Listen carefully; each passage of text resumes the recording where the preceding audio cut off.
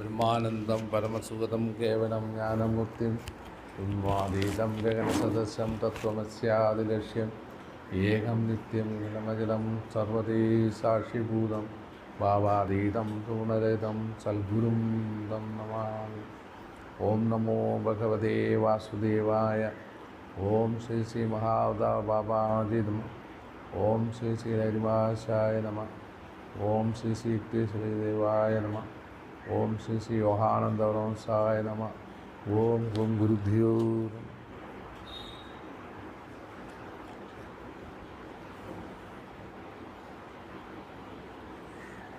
நம்ம இன்னைக்கு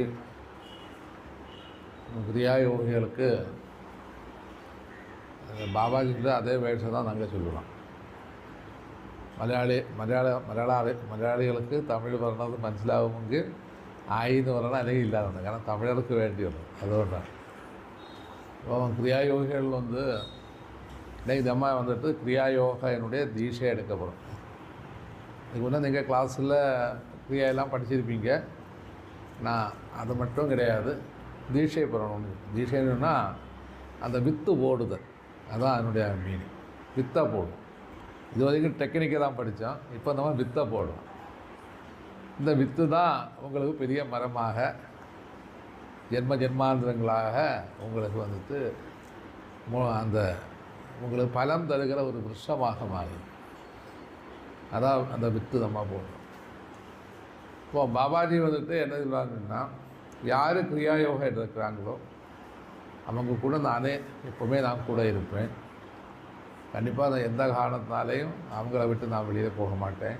இதெல்லாம் லேரிமகாசனுக்கு கொடுத்த உறுதிமொழி, யோகானந்தனுக்கு கொடுத்த உறுதிமொழி நம்ம கிரியா பேண்ட்ஸ், அதாவது கிரியை எடுத்துகிட்டு உள்ள எல்லா சீடர்களுக்கும் தருகிற ஒரு உறுதிமொழி. அது 100% உண்மையானது. அப்போ அதெல்லாம் விஷயங்கள் நமக்கு போக நமக்கு படிக்கலாம். ஏன்னா இப்போ நம்ம கிரியா தீட்சை ப்ராக்டிஸ் பண்ணுவோம், அதோட அனுபவத்துக்கு வருவோம். தென் மெடிடேஷன் இந்த லெவலுக்கு நம்ம வருவோம். அதான் நம்ம ஹை லெவல் நம்ம சாதனைக்கு வரும். செகண்ட்லி நீங்கள் செய்ய வேண்டியதுன்னா, நம்ம சல்சங்கம் சாட்டர்டே சண்டே 2 நாள் சல்சங்கம் இருக்குது. அதில் நீங்கள் ஆன்லைன்லேயே உங்களுக்கு பார்க்கலாம். கரெக்டாக நீங்கள் அதை படிக்கணும். ஏன்னு சொன்னால், இங்கே இருக்கிற 18 சித்தர்கள் மட்டும் இல்லை, உலகத்தில் இருக்க அனைத்து சித்தர்களுடைய கிளாஸும் அதில் வருது. அது ஏன் வருதுன்னு சொன்னால், உங்களுக்கு உண்மையான சாதனையை புரிய வைக்கிறதுக்கு தான் வருது. அதனால் நம்ம ரொம்ப கேர்ஃபுல்லாக இருந்து அதை ப்ராக்டிஸ் பண்ணி அதை நம்ம புரிஞ்சு, அதிலும் மேலாக நம்முடைய கிரியாயோகனுடைய பெனிஃபிட்டை நம்ம பிரெயினுக்குள்ளே கொண்டு வரோம். பின்ன இதில் என்ன விசேஷம்னா, குரு கடாட்சம் பரிபூர்ணம். குரு கடாட்சம் இல்லாமல் நமக்கு இறைநிலையை அனுபவிக்க முடியாது. இப்போ குரு கடாட்சம்னு சொல்லும்போதே அது சொல்ல முடியாது. அந்த நம்ம அத்தனைக்கு அதனுடைய ஹோலினஸை நம்ம சொல்ல முடியாது. என்னாலும் ஒரு சில வார்த்தைகளோடு சொல்லலாம். அப்போ எப்போவுமே குருவினுடைய மகத்துவம் தான் நம்மளுடைய செல்ஃப் ரியலைசேஷன். அதுக்கு நிரூபணமாக நிறைய சித்தர்கள், ஞானிகள், யோகிகள் எல்லாம் இங்கே இருந்தாங்க. அது உதாரணமாக ஆவுடைய அக்காளுடைய கதை பல தடவை நம்ம கிளாஸ்லேயே சொல்லியிருக்கேன். அந்த ஆவுடைய அக்காள் என்ன செய்தாங்க, அவங்க ஒரு கிழமை இறைவனை நம்பி இருக்கிறது. அவர் ஒரே ஒரு நம்பிக்கை, அது திருவசைநல்லூர் வெங்கடேச ஐயாவாள். அவரை நம்பி தான் இருந்தாங்க. உங்களுக்கு திருச்சியில் உள்ள பக்கம்தான், நீங்கள் அங்கே போகலாம். ஆமாம். ஏன் அவள் இருந்தது செங்கோட்டை, அவர் இருந்தது எங்கே திருவடை மருதூரில் சிவலிங்கத்திலே ஐக்கியமானது. அப்போது அவர் என்ன சொல்கிறாருன்னா, குரு கடாட்சம் மட்டும் நமக்கு செல்ஃப் ரியலைசேஷன் போதும்னாங்க. குரு கடாட்சம் இல்லாமல் உங்களுக்கு எந்த காலத்துலையும் ஐத்தன் பண்ண முடியாது. இப்போ அதனால் நமக்கெல்லாம் கிடைச்சது ஒரு மகா பாக்கியம்னு சொல்லுவது நம்மளுடைய பாபாஜி. அதுதான் பெரிய ஒரு குரு கடாட்சம். இப்போ நாங்கள்லாம் என்ன பாபாஜி சொன்னாங்க, நாங்கள் நான் ஃபஸ்ட்டில் எல்லாம் நாங்கள் யாருக்கும் கிரியா தீட்சை தான் கொடுக்க மாட்டேன். ஏன்னா ஒரு ஆள் ப்ராக்டிஸ் பண்ண வருமா இருந்தாலும் ஒரு 12 வருஷம் அவனை படாபாடுபடுத்தின போது தான் அந்த தீட்சையை கொடுக்கும். அதெல்லாம் கொடுக்கவே மாட்டேன். கொரோனா அவங்களுக்கு ரொம்ப பெரிய ஆசீர்வாதம் தந்துட்டு, அதுதான் பெரிய காரியம். கொரோனா தான் உங்களுக்கு ஆசீர்வாதம் தந்தது. கொரோனா வந்த பிறகு மக்கள் வராமல் இருந்தாக்கில் நாங்கள் போய் என்ன செய்தோம், கரெக்டாக நம்ம இது மக்களுக்காக இது வெளியில் போகணும், பாபாஜியோட இன்ஃபர்மேஷனால் நாங்கள் ஆன்லைன் கிளாஸை கொடுத்துட்டோம். அதனால தான் நம்ம தப்பினது, நீங்கள் எல்லாம் தப்பினது. இல்லாமல் கண்டிப்பாக கிடைக்கவே செய்யாது. ஏன்னா அத்தனைக்கு மகத்துவமான ஒரு சம்பவம். காரணம்னா கன்னியாகுமரியிலேருந்து இமயமலைக்கு வரைக்கும் போகாத ஆசிரமங்கள் கிடையாது, போகாத படிக்காத யோகா கிடையாது. எல்லாமே படிச்சுக்கிட்டு எல்லாத்துக்கும் நான் முட்டு புள்ளியே போட்டேன். நான் பிக் ஹீரோன்னு. அதான் கிரியா யோகனுடைய மகத்துவம். ஆனால் நீங்கள் எந்த யோகா கேளுங்க நான் சொல்லி தருவேன். ஏன்னா லாஸ்ட்டில் நான் என்ன சொல்லுவேன், சீரோன்னு அதுக்கு மார்க்கை போட்டுருவேன். ஏன் சீரோன்னு மார்க்கை போடணும்னு சொன்னால், இது பாரம்பரிய சொத்து. இந்த பாரம்பரியமான இந்த சொத்தை வந்துக்கிட்டு பரம்பரையாக வந்துகிட்டே இருக்குது. இதுக்கு வந்துட்டு இந்த செயின் ரியாக்ஷன் சொல்லும். செயின் ரியாக்ஷனில் தான் இது வந்துகிட்டே இருக்குது. மீதி உள்ள சொத்துகளெல்லாம் பார்க்கும்போது இப்போ அகஸ்தியருடைய பரம்பரையில் யார் வந்தாங்கன்னா, புலஸ்தியருக்கு அப்புறம் யாருமே வந்த சரித்திரம் கிடையாது. ஏன்னா யாருக்குமே உபதேசம் கொடுத்தது கிடையாது. போகருடைய கதை எடுத்து பார்த்தாலும் போகருக்கு பிறகு யாருக்கு தீட்சை கிடைச்சுன்னு யாருக்குமே தெரியாது. நம்ம சொல்லிவிட்டோம், நான் போகருக்கு உபதேசம் வாங்கினேன், ஆனை வாங்கினேன், பூனை வாங்கினேன்னு சொல்லிவிட்டு ஒன்றுமே அது ரியல் கிடையாது. அதே மாதிரி தான் மீதி உள்ள குரு பரம்பரை எடுத்தாலும் எல்லாமே செயின் கிடையாது, அது எல்லாமே கட்டாயிடும். இப்போ ஒரு உதாரணம், நம்ம யாரையும் நம்ம தப்பாக சொல்வதில்லை. அப்போ ஒரு உதாரணம் நம்ம இது ரமண மகர்ஷியினுடைய கிரியா யோகையில் வரும்போது யாருமே வந்துட்டு இது செயின் ரியாக்ஷன் கிடையாது. ஏன்னா அங்கே எல்லாமே கட்டாயிடுது. இப்போ ரமண மகர்ஷியோடு கூடி அது முடிஞ்சு விட்டது. ராமகிருஷ்ண பரமஹம்சரோடு கூடி அது முடிஞ்சு. காரணம் தான் அங்கே சுவாமி விவேகானந்தர் அதோட அந்த சாப்டர் க்ளோஸ் ஆகிடுச்சு. ஏன்னா இதில் எது எடுத்தாலும் எங்கேயும் க்ளோஸ் ஆகுது. அதுக்கப்புறம் வந்துக்கிட்டு அதுக்கு திருப்பி வருகிற ஒரு ஸ்ரீடர்களோ அந்த பரம்பரையோ இன்றைக்கி நமக்கு இல்லாமல் இருக்குது. மடங்களை மட்டும் பெருசாக கட்டி வச்சுருப்பாங்க, ஏன்னா பரம்பரை கிடையாது. ஏன்னா இதில் என்ன விசேஷம்னு சொன்னால், பாபாஜி வந்துட்டு மீண்டும் ரிப்பீட் பண்ணி ஓரோ மகான்களை எனக்கு செலக்ட் பண்ணி எடுத்துகிட்டே இருக்காங்க. அதுதான் பெரிய காரியம். இப்போ பாபாஜி தான் லாஸ்ட்டில் என்ன இருந்தாங்க, லேடி மகாசையா உனக்கு நான் ஒரு சீடனை அனுப்பி தருவேன். அது எப்படிப்பட்டவன், அமெரிக்கா வர உலகத்துக்கெல்லாம் என்னுடைய கிரியா யோகையை பரப்புறதுக்கு நான் ஒரு சீடனை அனுப்பி தருகிறேன். அப்போ அப்படி ஒரு சொல்லுறதுக்கு ஒரு மகான் இன்றைக்கி இருக்கிறார். அதான் நம்மளுடைய மகத்துவம். மற்றதெல்லாம் வந்துக்கிட்டு ஒரு சொப்ன கதை மாதிரி ஆகும். சொப்ன லோகத்தில் உள்ள கதை எப்படி இருக்கும், ஏதோ ஒரு சொப்னத்தை பார்த்தோம், அதை மாதிரி ஒரு கதை இருக்குது. ஏன்னா அந்த கதையில் ஆத்மீகம் இதெல்லாம் நம்ம புரியணும். இதுக்கு ஏன் இது சொல்கிறேன்னு சொன்னால், நம்ம வந்துக்கிட்டு ரெண்டு கையும் விட்டு நம்ம நிர்கதியாக நிற்கிறோம். பூமியில் பிறந்துட்டோம், ஏதோ கர்ம வினையினால நம்ம பூமியில் பிறந்துட்டோம். இதில் நிர்கதியாக நம்ம நிற்கிறோம். பகவானே என்னை காப்பாற்ற யார் இருக்கா? அப்போ அந்த நிர்கதியில் இருக்கும்போது உனக்கு நான் ஒரு வழி தருகிறேன்னு சொல்லிட்டு கொண்டு வர்றது பாபாஜி. அந்த ரியாக்ஷன் தான் உங்களுக்கு இன்றைக்கி முன்னே வந்து அந்த பாபாஜியினுடைய கருணை நமக்கு எல்லாம் கிடைச்சிருக்கு. நம்ம அதில் நான் வந்துட்டு உங்களுடைய குருஸ்தானத்தில் ஒன்றும் கிடையாது, நான் பாபாஜியுடைய பிள்ளை. என்னத்தை உங்களுக்கு சொல்லித்தர, நம்ம எல்லாம் என்னத்தை சீனியர் ஒரு சகோதரன், ஜூனியர் வந்துட்டு நீங்கள் அத்தனை தான் நீங்கள் ஃபீல் பண்ணால் போதும். ஹை லெவல் சாதனையை மட்டும் இம்பார்ட்டண்ட்டாக பண்ணுங்க. ஹை லெவல் சாதனை பண்ணணும். காரணம் பாபாஜி தந்த அந்த ரியாலிட்டியை நம்ம ஒருக்கலும் களைவிடும். காரணம்னா கிரியா யோகையிலே நிறைய ப்ராப்ளம்ஸ் இங்கே வந்தாச்சு. இப்போ ஒரு உதாரணம் என்ன, கிரியா யோகையில் வந்து நிறைய இடங்கள்லாம் கிரியா யோகை மிஸ் இல்லை கைட் பண்ணிகிட்டே இருக்காங்க. நம்ம கரெக்டு வேலை சொல்லி கொடுக்கல. ஏன்னா அந்த ஒய்எஸ்எஸ்னுடைய பரம்பரை, அதே மாதிரி யுக்தேஸ்வரகிரி பரம்பரை, இவங்க இதில் பட்ட கொஞ்சம் ஆத்மாக்கள் மட்டும்தான் ரியலாக கிரியை சொல்லி கொடுக்குறாங்க. மீதி உள்ளவங்க எல்லாம் வந்து தோணுது போல எல்லாமே சொல்லி கொடுக்குறாங்க. அதெல்லாம் தப்பு. ஏன்னா பாபாஜி சொல்லியிருக்க விஷயமே வேறு. எல்லாருக்கும் அதே மாதிரி நீங்கள் என்ன செய்யணும், அந்த கிரியையை உங்கள் உள்ளதாங்க கொண்டு வரணும். அதுதான் அவனுடைய நோக்கமே. அந்த நோக்கத்துக்கு நீங்கள் என்ன செய்யணும், கையில் ஒரு சாதனை பண்ணணும். நீங்கள் ஒரு பாபாஜியுடைய பர்ஃபெக்ட்டு சிஷ்யன்னு சொல்லக்கூடாது, பர்ஃபெக்ட் மகனாகவும் பர்ஃபெக்ட் மகளாகவும் நீங்கள் வாழணும். அதுதான் என்னுடைய நோக்கம். அதுக்காக நம்ம இன்றைக்கி ஒரு சங்கமம் என்னடா, நம்ம எல்லாருமே தீட்சை எடுக்கிறோம். தீட்சை எடுத்து ஹை லெவல் நம்ம ப்ராக்டிஸ் பண்ணுவோம். பாபாஜி தான் முக்கியம் என்னுள்ள ஒரு ஃபீலிங்கில் நம்ம வாழ்க்கையை கொண்டு வரணும். அதுதான் ரியல். மீதி எல்லாமே இங்கே நடக்கிறது எல்லாமே வெறும் பொய். அது மட்டும் நீங்கள் நினைங்க. ശരി, നമ്മുടെ ക്രിയായോഗ നമ്മുടെ പുരാണങ്ങളിൽ എന്ത് പറയാം, അതാണ് അടുത്ത സംഭവം. ശരി, இந்த ക്രിയായോഗ വന്നിട്ട് ഭാഗവതത്തിലാണ് കൂടുതലായിട്ട് പറഞ്ഞിട്ടുള്ളത്. ഭാഗവതം ആരെങ്കിലും പഠിച്ചിട്ടുള്ളത് തമിഴിൽ പഠിച്ചവங்க கையப்பக்கலாம், மலையாளத்தில் படித்தவங்க கையப்பக்கலாம். பாகவதத்தை திரும்பி கூட பார்த்ததே கிடையாது. அப்படியே தானே? நம்ம எல்லாம் ஹிந்துவாக இருக்கிறத விட நீங்கள் கிறிஸ்டினும் ஆகக்கூடாது, ஏன்னா பைபிளை சொல்ல மாட்டீங்க. முஸ்லீமும் ஆகக்கூடாது, ஹிந்துவும் ஆகக்கூடாது. நம்ம எல்லாம் வந்து என்னன்னா ஒரு காட்டுவாசி ஆகிட்டு மாறணும். அதுதான் பெரிய காரியம். காட்டுவாசிக்கும் பெனிஃபிட் உண்டு. அதை நல்ல யசியும் பாதையாச்ச வச்சு அது அவங்க என்ன செய்வாங்க. நம்ம எல்லாம் ஹிந்துன்னு எழுதி என்ன இதில் நடக்கும். பாகவதத்தில் சேர்த்து போட்டு எழுதி வைக்கும். எல்லாம் புக்கெல்லாம் கொண்டு வந்தீங்களா? புக்ஸ் எல்லாம் கொண்டு வரணும்னு வந்தீங்களா?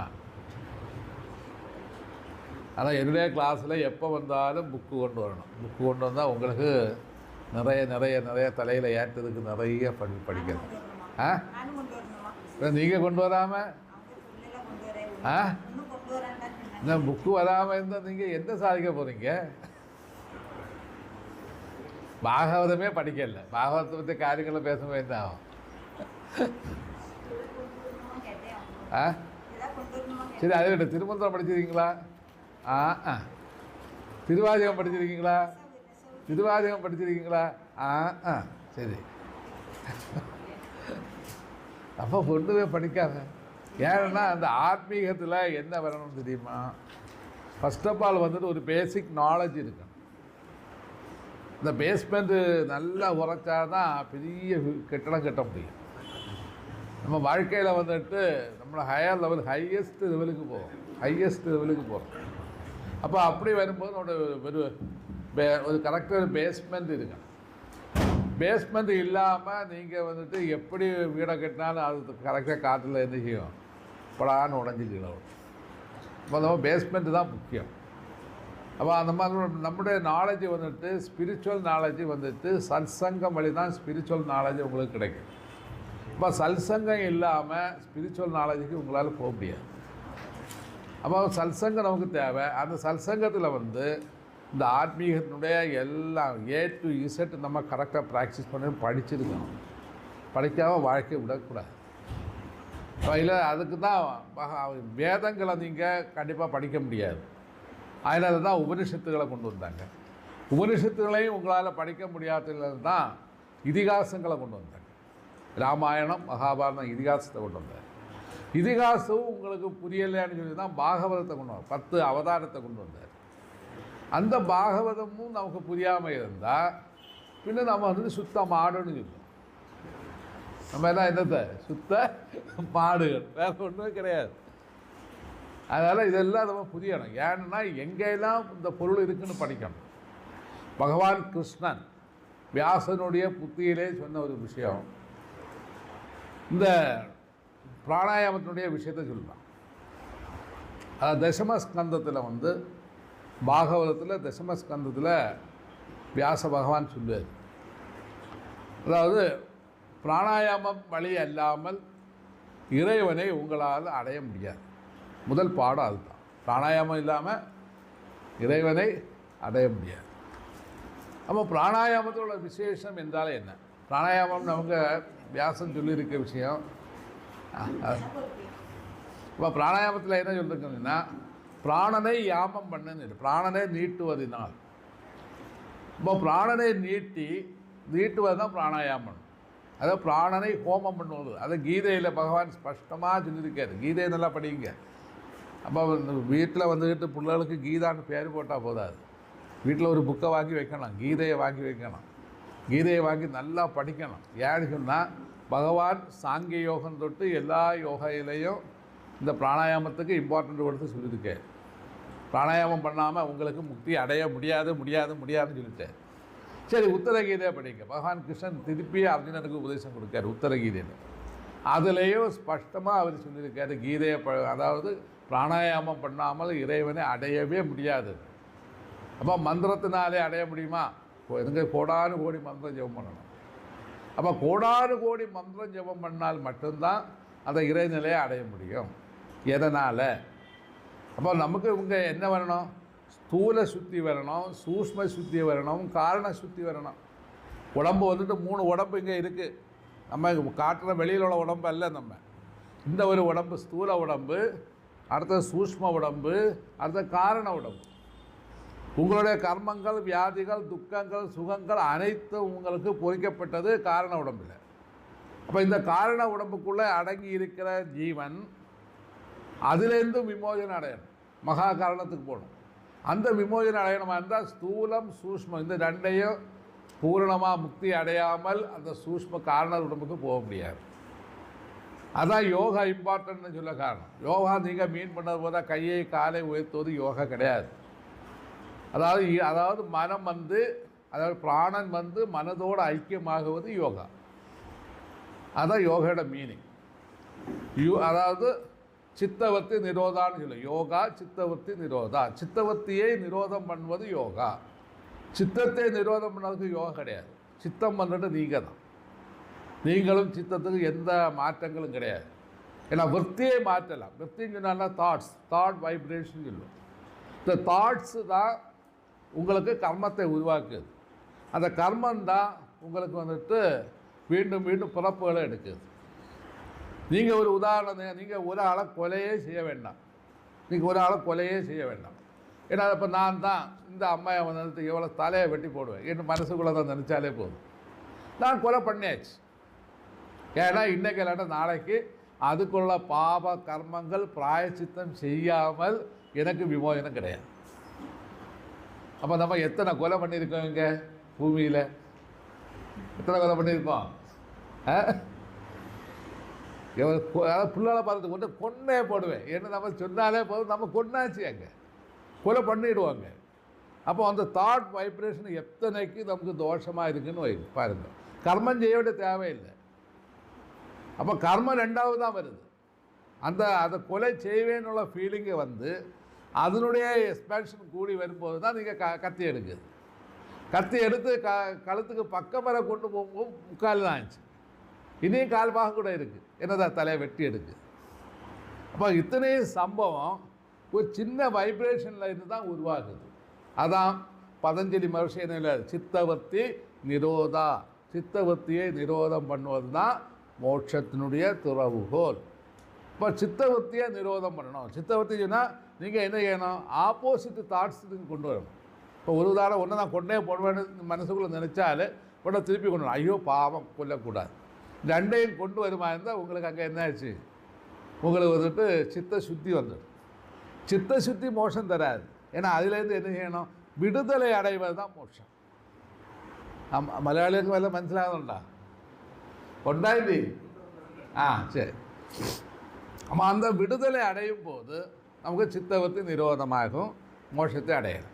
இப்போ இதுக்கு வந்துட்டு ஈஸியான மெத்தட் அதான் பதஞ்சலி சொல்லியிருக்கு. ஈஸியான மெத்தட் என்ன? நீ இறைவனை குறித்து தெரிவது தான் ஈஸியான மெத்தட். நம்ம இந்த பூமியில் என்னெல்லாமோ செய்து வாழ்கிறோம். இந்த வாழ்க்கையில் வந்துட்டு அந்த சுகம், இந்த சுகம், மற்ற சுகம்னு சொல்லி தேடி போயிட்டே இருக்கிறோம். ஒன்றிலே ஒரு சுகம் கிடைக்கல, ஆசை தான் அதிகமாக இருக்குது. அப்போ இதனுடைய முட்டுப்புள்ளி எங்கே போடணும்? முட்டுப்புள்ளிங்கன்னா என்ன? இதனுடைய தடை எங்கே போடணும்? அப்போ அந்த தடை வந்துட்டு என்ன? அதுதான் அவருடைய கேள்வி கேட்குறாங்க. இப்போ தடை வந்துக்கிட்டு ஒரே ஒரு தடை தான் உண்டும். உங்களுடைய சித்தத்தை நிரோதம் பண்ணுவதுதான் தடை. போதும் என்று அதைத்தான் அந்த எல்லாமே நிறுத்தி கண்ண மூடி இருப்பது தான் தடை. அப்போ இந்த தடையை எப்படி நமக்கு உருவாக்கி எடுக்கலாம்? அதுதான் ஆதியிலேயே அந்த ரிஷி பரம்பரையே என்ன சொல்லுது? அவங்க வந்துட்டு யோகையை கொண்டு வந்தாங்க. அந்த யோகான்னு சொன்னாலே இப்போ சர்க்கஸ் வந்துட்டு யோகா, கையை உயர்த்தது, காலை உயர்த்தது, எல்லை வளைக்கிறது, இது ஒன்றும் யோகையில் சேராது. இதெல்லாம் நம்ம வந்து சர்க்கஸ்ன்னு சொல்லுவோம். யோகான்னு சொன்னாலே பிராணன் மனசு, பிராணன் சித்தம் ரெண்டையும் ஈக்குவலைஸ் பண்ணுவது தான் யோகா. அதுதான் பாகவதத்தில் தசமஸ்கந்தத்தில் வந்துட்டு வியாச பகவான் சொன்னார். என்ன சொன்னார்? எழுதுங்க. 12 பிராணாயாமம்,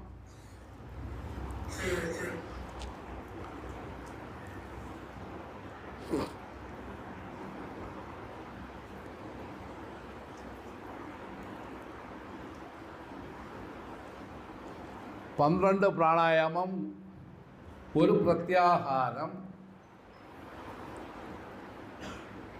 12 பிரத்யாகாரம், ஒரு தாரணை, 12 தாரணை, ஒரு தியானம், 12 தியானம், ஒரு சமாதி. இதான் என்னுடைய இக்குவேஷன். என்னுடைய ரிசல்ட்டே இத்தனை தான்.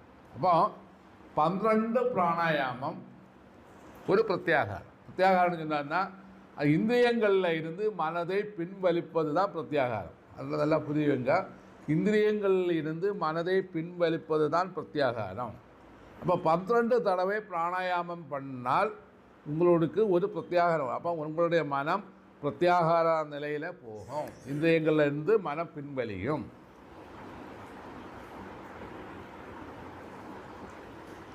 அப்போ 12 பிரத்யாகாரம்னு சொல்லும்போது ஒரு தாரணை. இப்போ ஒரு உதாரணம் சொன்னால் இப்போ நீங்கள் என்ன செய்யணும்?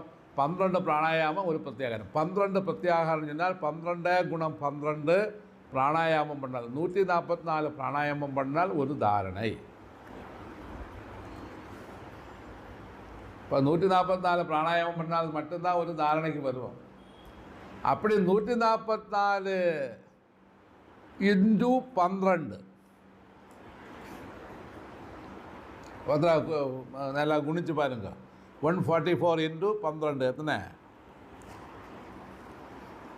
குனி எடுத்து ஃபோன் எடுத்து குனி. ஒன்று தெரியாதா? 144 × 12 எத்தனை ஆச்சு?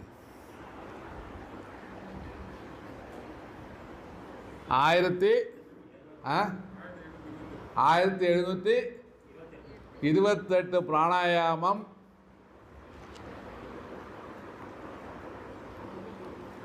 ஒரு தியானம். அதனால் நான் தியானிக்கன்னு எவன்லாம் சொல்லிட்டு இருந்தால் அவனை செருப்பால் அடிக்கணும் நீங்கள். ஏன்னா அவங்க யாருமே தியானிக்கல. அதனால தான். அப்போ 1728 பிராணாயாமம் பண்ணால் மட்டும்தான் ஒரு தியானம் ஆகுது. அப்படி 1728 குணம் 12 பிராணாயாமம் கூட சேர்ந்து வந்தால் ஒரு சமாதி. நிர்விகல்ப சமாதி ஈஸியாக நம்ம அட்டெயின் பண்ணலாம். ஒரு சமாதி. அப்போ அதை கொண்டு குணிச்சு பாருங்க. 20,000 எத்தனை கிடைக்கும் பாருங்க. 20,736 பிராணாயாமம் உங்களுடைய ஸ்பைனல் கார்டில் ஓடினால் நீங்கள் சமாதி ஆகிட்டீங்க. அப்போ உங்களுடைய சித்தபக்தி நிரோதானோட எனர்ஜி ஃபுல்லாகிட்டு உங்களுக்கு கிடைக்காது. அத்தனை டைம் இந்த இதில் கிடைக்கும். இப்போ 20,736 அல்ல. இந்த கால்குலேஷன் கரெக்டாக வச்சுருங்க. இது பாபாஜியுடைய கிரியாயோகையில் இருக்குது. அது மட்டும் இல்லை, நம்ம பகவான் வியாச பகவான் அவருடைய இதில் பாகவதத்தில் இந்த பாகத்தை சொல்லியிருக்கேன். இதுதான் என்னுடைய சாதனை. சரி, இது அடுத்த கிரியா யோகிக்கு வரும்போது ஒரு கிரியா எத்தனை செகண்ட்ஸ், அதான் அடுத்தபடி. சரிக்கு வந்துட்டு 43 செகண்ட் வேணும். ஏன்னா உங்களால் அது செய்திட முடியாது. ஏன்னா கலியுகம் கூட கூட இந்த லெங்ஸினுடைய கெப்பாசிட்டி குறையும். இப்போ 1870 பிறந்தவங்களுடைய லெங்ஸினுடைய கெப்பாசிட்டி கூடுது. இப்போ உங்களுடைய லெங்ஸினுடைய கெப்பாசிட்டி சொல்லுவது 30 செகண்டு தான். உங்களுக்கு மேக்ஸிமம் 30 செகண்ட், 30லேருந்து 36 செகண்ட் வரைக்கும் தான் உங்களுக்கு வேணும். அத்தனைக்கு தான் உங்களுக்கு நீட்ட முடியும் சுவாசத்தை. அப்போ நம்ம இங்கே என்னன்னா ஒரு கிரியா எழுதுங்க. ஒரு கிரியா பிராணாயாமம் கரெக்டாக 30 செகண்ட்.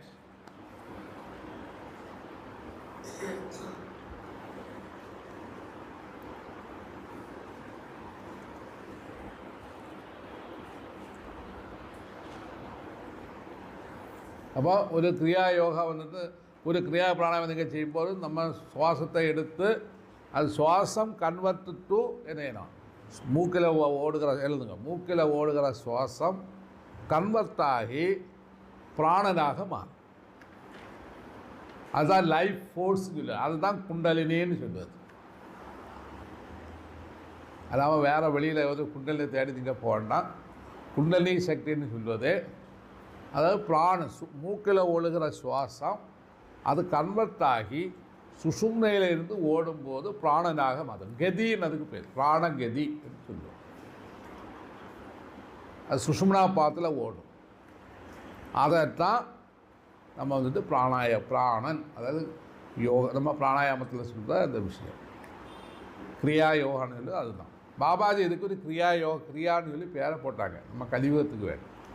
இல்லை அதுக்கு மீனிங் என்னன்னா, பகவான் கிருஷ்ணன் இதை கீதையிலேயே ஜபயஜம்னு சொன்னார். கீதையில் பகவான் யஜ்ஞங்களில் நீங்கள் யாகங்கள் நடத்தும்போது நீங்கள் வந்துட்டு ஆயிரக்கணக்கு ரூபாய் செலவழித்து பொருட்களெல்லாம் கொண்டு போட்டு தீயை போட்டு கார்பன் டை ஆக்சைடு தான் பூமியில் கொடுப்பீங்க தவிர அது கொண்டு எந்த பிரயோஜனமும் கிடையாது. இது நான் சொல்லலை, உத்தரகீதையில் பகவானே சொல்லியிருக்காரு. அப்போ அதனால் பகவானே என்ன சொன்னார், அர்ஜுனா எனக்கு ரொம்ப விசேஷம் ஜபயஜ்ஞம் தான் எனக்கு விசேஷம். ஏன்னா ஜபயஜ்ஞம் தான் விசேஷம். அப்போ அவன் ஜபயஜ்ஞம் சொன்னவொடனே உங்களுக்கு ஒரு ஃபீலிங் வருது, ஐயோ ஜபயஜ்ஞம்னு சொன்னால மந்திர ஜபம் தானேன்னு. இல்லை, மந்திரமும் பிராணனும் ஒன்று தான். மன ஈக பிராண மந்திரேனா இதுதான். அப்போ மனந்தான் பிராணன், பிராணந்தான் மந்திரம். அதனால தான் எல்லா மந்திரங்களுக்கும் சிட்டை இருக்குது. சிட்டைன்னு சொல்லுவது அதுக்கு மாத்திரை இருக்குது. மாத்திரைன்னு சொன்னால் செகண்ட். இப்போ ஒரு உதாரணம் 24 மாத்திரை சேர்ந்தது ஒரு காயத்ரி, 16 மாத்திரை சேர்ந்தது ஒரு குப்த காயத்ரி, மகா ஷோடசி காயத்ரின்னு வரும்போது அதுக்கு 36 மாத்திரை. அப்போ இதெல்லாம் வந்துக்கிட்டு இந்த செகண்டை பேஸ் பண்ணி தான் வரும். அல்லாமல் வந்து இப்போ ஹரேராம் ஹரேகிருஷ்ணா 24 செகண்ட் ஆகும். ஆனால் இன்றைக்கி ஹரேராம் ஹரேகிருஷ்ணா எப்படி ஜெபம் பண்ணாங்க, ஹரேராம் ஹரேராம் அப்படி இல்லை.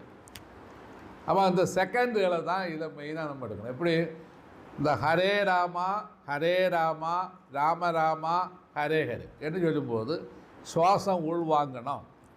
இது யார் சொல்லியிருக்கா, யார் சொல்லியிருக்கா? சைதன்ய மகாபிரபு சொல்லியிருக்காரு. அப்போ ஹரே கிருஷ்ணா கிருஷ்ண கிருஷ்ணா ஹரே ஹரே என்று சொல்லும்போது சுவாசம் வெளியில் போடணும். இப்போ சுவாசம் உள் வாங்கும் போது ஹரே ராமா என்ற 16 அக்ஷரமும் அதெல்லாம் 12 அக்ஷரமும், சுவாசம் வெளியிலே போகும்போது 12 அக்ஷரத்தில் நீ ஜெபம் பண்ணணும் என்று தான் யார் எழுதியிருக்கா, நம்மளுடைய அதுங்க சைதன்ய சிஷாமல் நடத்து பாருங்க, அதில் சொல்லியிருக்காரு. ஏன்னா இந்த மக்கள் என்ன இங்கே நம்ம பிரபுபாதம் தொட்டு இங்கே உள்ள எல்லா கேஸுகளும் ஹரே ராம ராம ராம ராம ராம ஒன்று, ஹரே ராம ராம ராம ஹரே கிருஷ்ண 2 இப்படி போயிட்டே இருக்கு. ஏன்னா அதுக்கு இவ்வளோ மீனிங் என்ன, சுவாசத்தில் இல்லை. அதனால் என்ன செய்வோம், ஜபயஜ்ஞம் ஃபெயிலுவர். அதுதான் மெயின் பாயிண்ட். ஜபயஜ்ஞம் ஃபெயிலுவர் ஆகாது. பகவான் கிருஷ்ணகிரி இருக்காரு, உன்னுடைய ஓரோ பிராணலையும் நீ என்ன செய்யணும், ஜபத்தை பண்ணணும் தான் சொன்னார். இப்போ ராமா என்று ஜெபம் பண்ணணும். ராமான்னு ஜெபம் பண்ணால் உங்களுக்கு முக்தியே கிடைக்காது. மரா என்று ஜெபம் பண்ணால் கண்டிப்பாக முக்தி கிடைக்கும். ஏன், பகர் கும்பகத்தில் தான் இவர் என்ன செய்தார், வால்மீகி மந்திர ஜபத்தை கொண்டு வந்தார். மரான்னு சொல்லி வரும்போது சுவாசம் பகர் கும்பத்தில் வரும். அப்போ மரான்னு சொல்லி வரும்போது இந்த அந்த பேர்ட்ஸுக்கு வந்துட்டு 12 செகண்டு தான் இதை கொடுத்துருக்கு. இதே போல தான் சிவா என்று ஜெபம் பண்ணால் கண்டிப்பாக உங்களுக்கு மோட்சமே கிடைக்காது. அப்போ அதில் ஔவையார் என்ன சொன்னால், வாசி என எது அந்த பாடல்லே வரும். வாசி தமிழ்னு சொல்லி பாட்டு வரும். இப்போ வாசி என்று நீ ஜெபம் பண்ணா உனக்கு சிவனை கிடைக்குதான்னு சொன்னாங்க. இந்த முற்றால என்ன செய்தாங்க, சிவசிவான்னு ஜெபித்தா மோட்சத்தை அடையலான்னு சொன்னாங்க. இதை விட முற்றாள்தனம் உலகத்தில் ஒன்றுமே கிடையாது. அவள் நமக்கு சிவசிவா என்ற ஜபம் கிடையாது, வாசி தான் ஜெபிக்கணும். இப்போ நீங்கள் எப்படி வாசி ஜெபிப்பீங்க, போர்டு வச்சுருக்கீங்க சிவசிவான்னு ஜெபம் பண்ணணும். ஒரு கல் ஜெபிச்சா கிடைக்கவே செய்யாது. ஏன், சிவசிவா என்று நீங்கள் எப்போ ஜெபம் பண்ணுறீங்களோ அப்போ உங்களுக்கு சுவாசம் நாசமாகுது, பிராண நஷ்டமாகுது. இது யார் சொன்னால் திருமூலர் திருமந்திரத்தில் சொல்லியிருக்கேன். திருமந்திரத்தில் படிங்க, அதில் வரும். எல்லாத்துக்கும் ஆதாரங்கள் இருக்குங்க. நம்ம ஆதாரம் இல்லாமல் ஒரு சாதனை இங்கே கிடையாது.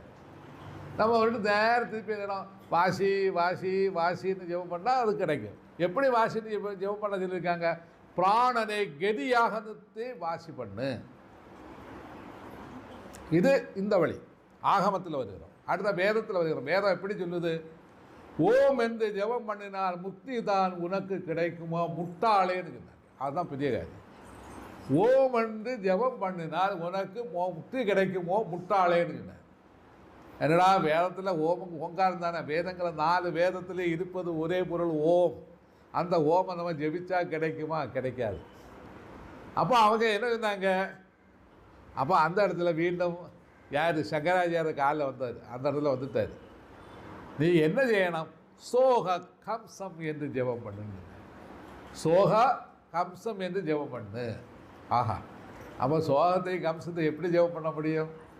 அப்போ அதில் மீனிங் என்ன? சோகம் என்ற மந்திரத்தை திருப்பி ஜெபம் பண்ணுன்னு சொன்னார். அது நமக்கு புரியல. இப்போ யோகானந்த பரமஹம்சன் என்று நம்ம போர்டை வச்சுருக்கோம்.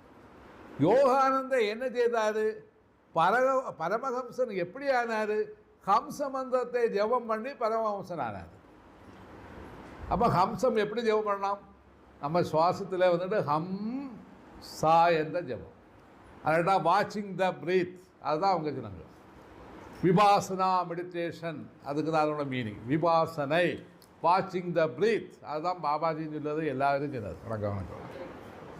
அவன் வாட்சிங் த பிரீத், அவன் விபாசனை, அவன் சோகம் என்று சொன்னார். ஹம்சா, சுவாசத்தை உள்ளே வாங்கி ஹம் என்றும் வெளியே விடும்போது சா என்றும் ஜெபம் பண்ணு.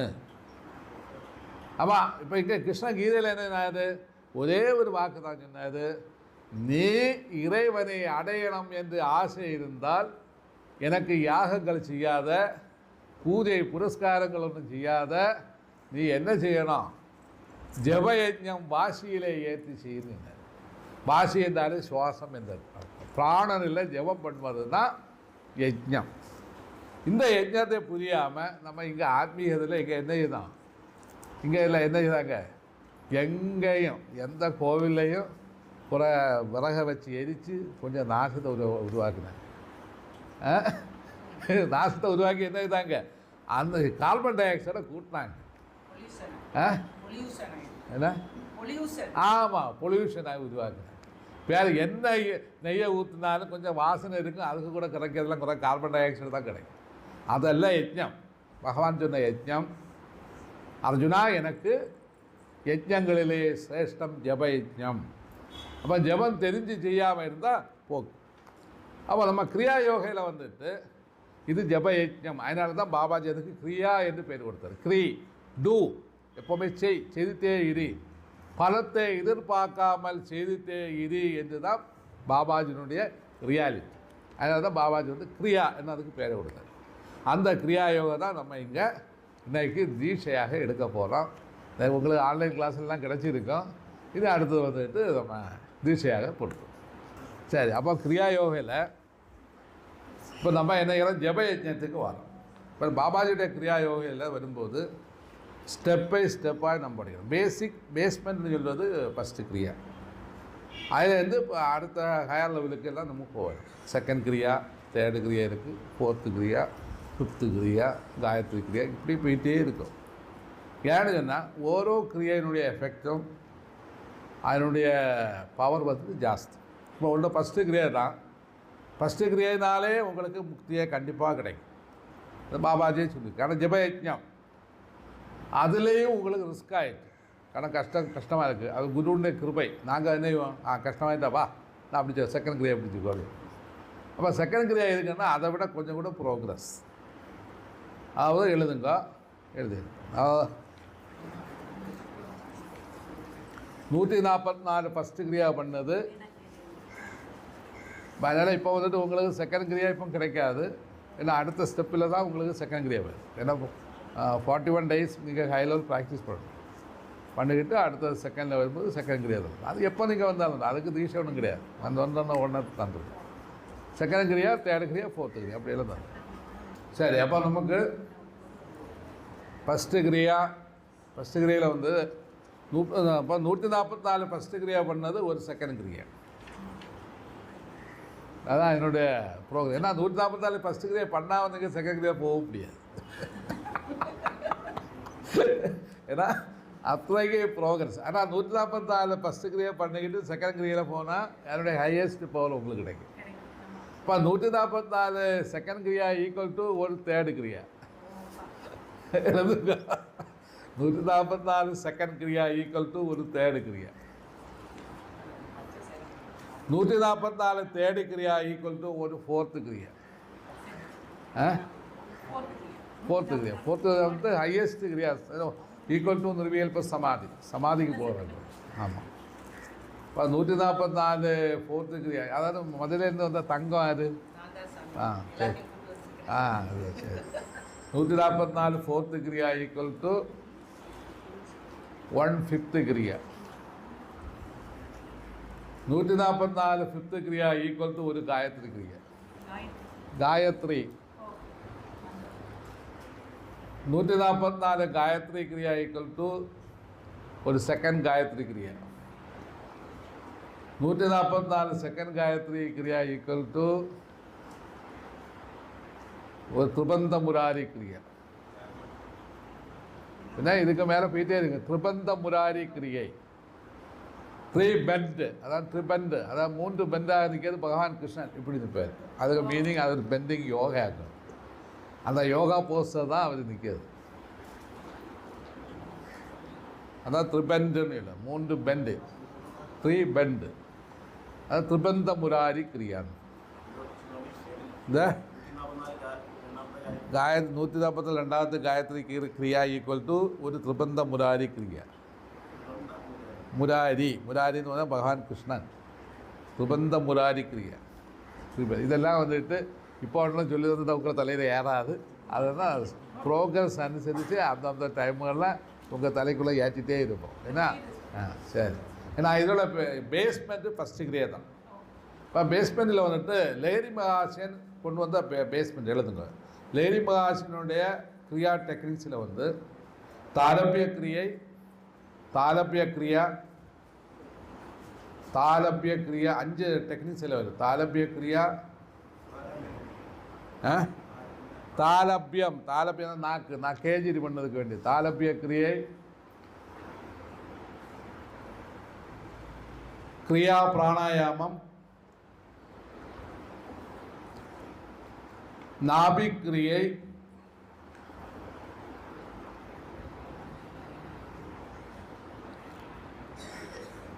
அது கழிஞ்சு மகாமுத்ரை, அடுத்தது ஜோதிர் முத்ரை. அதங்களை யோனி முத்ரா, ஜோதிர் முத்ரான்னு வரும். இது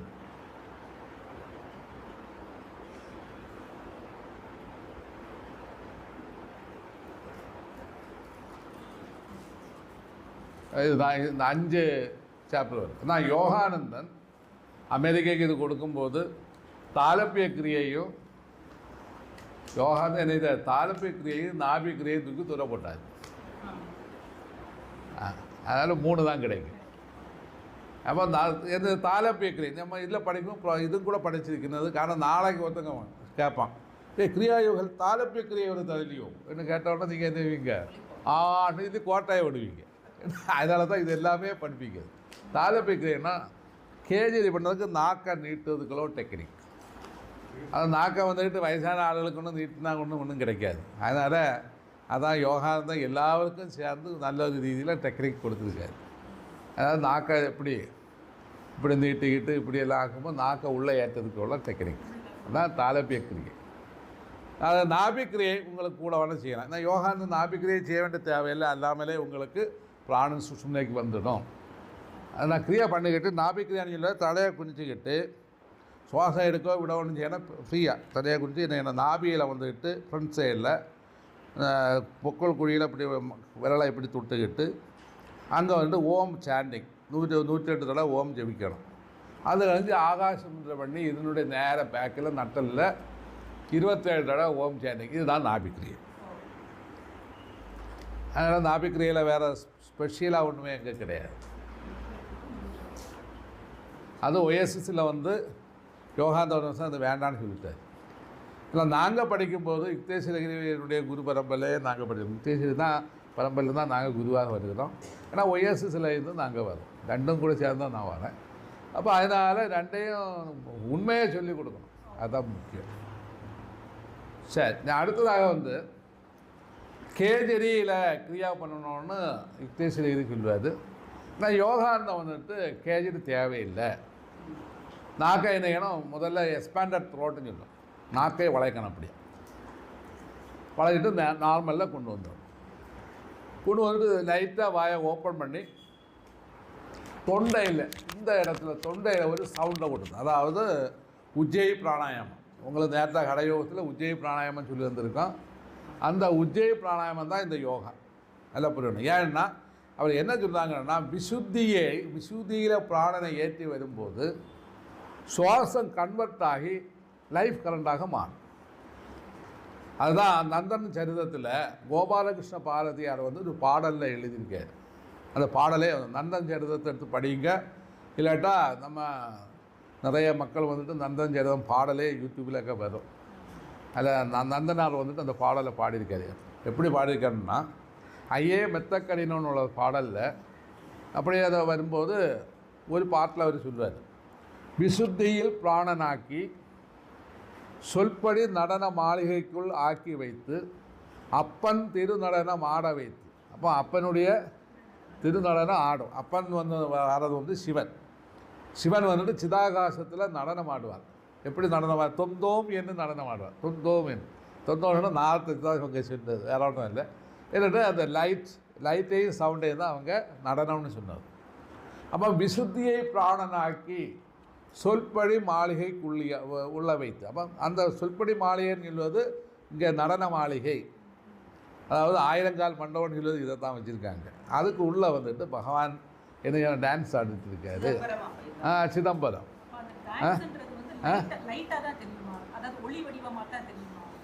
ஒளி வடிவத்தில் தான். ஆமாம் ஆமாம் ஆமாம். அதாவது நாதம் கேட்டுட்டே இருக்கு. ஆமாம், அந்த சவுண்டும் லைட்டும். காட் இஸ் சவுண்ட் அண்ட் லைட்டுன்னு சொல்லி பைபிள்லாம் நல்ல அக்ஷரத்தில் எழுதி வச்சுட்டாங்க.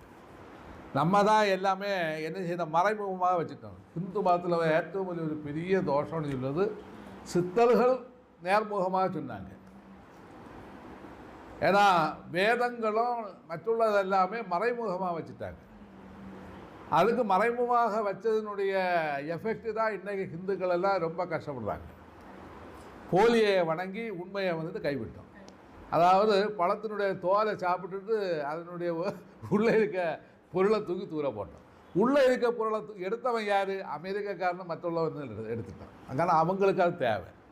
நம்ம தோலை சாப்பிட்டுட்டு நடக்கிறோம் இன்றைக்கி. என்னத்தை கோவிலாக போய் பிரசாதம் சாப்பிட்டு தான் நடத்துது, ஜென்மத்தை பாழாக்குறோம். அங்கே என்னெல்லாம் கொடுக்குறான்? தூபம், தீபம், நைவேத்தியம் எல்லாமே கொடுக்கும். நமக்குள்ள என்ஜான் உடம்புக்குள் என்ன இருக்கான்? அந்த பகவான் வந்துட்டு நித்திய பிரகாசமாக இருக்கிறான். நம்ம சிவவாக்கியோட பாடலை எடுத்து படிங்க, அதுக்குள்ளே பகவான் இருக்கிறான். அதில் என்ன சொல்கிறான்? என்ஜான் உடம்புக்குள்ளே கிடந்து அவன் ஆடிக்கிட்டே இருக்கிறான். அவன் திருநடனம் ஆடிட்டே இருக்கிறான். அந்த ஆட்டத்தை கண்டு அனுபவிக்காமல் வெளியில் வந்துக்கிட்டு போய் மணியடி சென்ன மேளம் எல்லாம் கேட்டுட்டு ஆஹா பகவான் நல்லா தோசனம் கிடைச்சிது, அங்கே தீபாராதனை தனக்குள்ளே தான் நடக்குது. இதை புரியாமல் நம்ம என்ன செய்தோம்? வெளியில் போய் நம்ம ஓடிட்டே கிடப்போம். அதுதான் ராமலிங்க அடிகள் சிதம்பரத்தில் போகிற டைமில் ராமலிங்க அடிகளை வந்துட்டு சிதம்பரத்து கோவிலுக்குள்ளே ஏற்றலை. அது ஏன்னு சொன்னால் ரெண்டு காரணம். இவர் வந்து திருவருட்பா எழுதிட்டார்.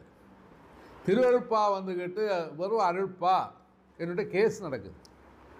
அப்போ இந்த சைவ சித்தாந்திகள் நம்ம தான் நம்மளை நாசப்படுத்தணும். சைவ சித்தாந்திகள் என்ன இதாங்க கொண்டு வந்து கேஸை கொடுத்துருக்காங்க. கேஸை கொடுத்து ரொம்ப கஷ்டம். ஏன்னா ராமலிங்க அடிகளுக்கு ஒன்றும் கிடையாது. அவர் பெரிய மகா சித்தர். அவர் வந்து சிதம்பரம் பக்கத்தில் அந்த கோவிலுக்கு முன்னே வந்து இப்படியே சிவான்னு சொல்லி சும்மா தொலைத்து இருக்கார். அந்த பட்டரை என்ன செய்தார்? 57 பகுதி கதவை சாத்திட்டு அவர் என்ன செய்தார்? இவங்க பார்க்கவே கூடாதுன்னு சொல்லி இருந்தார். அப்போ தான் அவர் ஒரு பாடல் அங்கே பாடு, எல்லாரும் கேட்க, எல்லா மக்களும் கேட்க ஒரு பாடல். இந்த வெற்றம்பலத்திலோ 5 வேளை பூஜை தான். இது வெற்றம்பலம். இதில் வந்துட்டு சொன்ன கேள்விக்கு பதில் கிடையாது. வெற்றம்பலம் அதான். இந்த வெற்றம்பலத்திலோ 5 வேளை பூஜை தான், இந்த சித்தம்பலத்திலோ சதாகார பூஜை தான். இப்போ சித்தம்பலத்தில் சதாகார பூஜை, இப்போ உங்களுக்கு மணிநாதம் கிடைக்குது, மணிநாதம் கண்டினியூஸாக கிடைச்சி தான் இருக்கும், அது ஒரு நாளும் அழிவு கிடையாது. நீங்கள் எத்தனை புறப்படுத்தாலும் உங்கள் புறமால இது வந்துட்டு தான் இருக்கு. அதுதான் அவர் சொன்ன விஷயம். இந்த சித்தம்பலத்தில் சதாகால பூஜை நடந்துகிட்டே இருக்குது நமக்கு உள்ள. அதான் சிவவாக்கியாரே பாடினார். என்ன பாடினார்?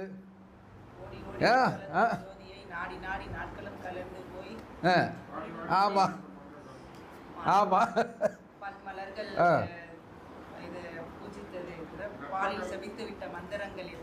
எத்தனை அவன் பாழாக நம்ம ஜெபம் பண்ணி விட்டுட்டோம். எச்சிலடான்னு சொல்லிட்டேன். அது வேற ஒன்றும் சொல்லல, எச்சிலடா நீ செய்கிற ஜெபம் எச்சில் போடுற பூ என்னத்தை, அதாவது டெட் பாடி அதை தூக்கி நம்ம பகவானுக்கு போடணும். அதுதான் பெரிய நாதன் உள்ளில், நாதம் உள்ளிருக்கையில் பகவான் இறைவன் இப்படி நாத வடிவத்தில் அவன் உள்ளே இருக்கிறான். அந்த உள்ளே இருக்கிற இறைவனை நீ அடையாமல் வெளியில் போய் நீ என்ன சாதிக்க போகிற? ஏன்னா அவரே கேட்டு விட்டார். ஏன்னா மக்கள் இன்றைக்கும் புரியலையே இன்றைக்கி. அதனால தான் ஆகம சித்தாந்தம் சைவ சித்தாந்தம். சைவ சித்தாந்தத்தில் சிவபெருமான் குரு, மகா குரு, ஆதி குரு சிவன் தான். லோகத்தில் எந்த குருவும் கிடையாது. ஆதி குரு பரம்பரையில் தான் எல்லா குருவும் வந்திருக்கு. ஏன்னா அந்த குருநாதன் சொல்லியிருக்கிறது இங்கே இருக்கிற அத்தனை பொய். கோயிலும் போய், கொட்டாரம் போய், எல்லாமே போய் போய். என்ன உண்மை ஒன்றே தான். என்ன, நீ உன்னை அறிவது தான் உண்மை. உனக்குள்ள நான் இருக்கேன், எனக்குள்ள நீ இருக்க. இதுதான் அவர் சொன்ன விஷயம். அதுதான் யோகா. அப்போ நமக்கு வெளியில் உள்ள சாமியை விட்டுக்கிட்டு உள்ளே இருக்க சாமியை பார்ப்போம். அப்போ கிரியா யோகையில் அப்போ சுசும்னா வழி, அதாவது தொண்டையில் சவுண்டை கொடுத்து அதை விசுத்தியை பிராணனாக்கி சொல்படி நடன மாளிகைக்குள்ளே ஆக்கி வைத்து அப்பன் திரு நடனம் ஆடுவார். அப்போ அப்பன் அங்கே இடத்து திருநடனம் ஆடுவார். யாரை வேண்டுவார்? அடுத்த பாடல், கண்டோரும் கிடையாது மிண்டோரும் சொன்னதில்லை, அண்டரண்ட கோடியெல்லாம் ஒன்றாய் சமந்து இருக்கும் அல்லவோ பறையன் சொல்லவோ.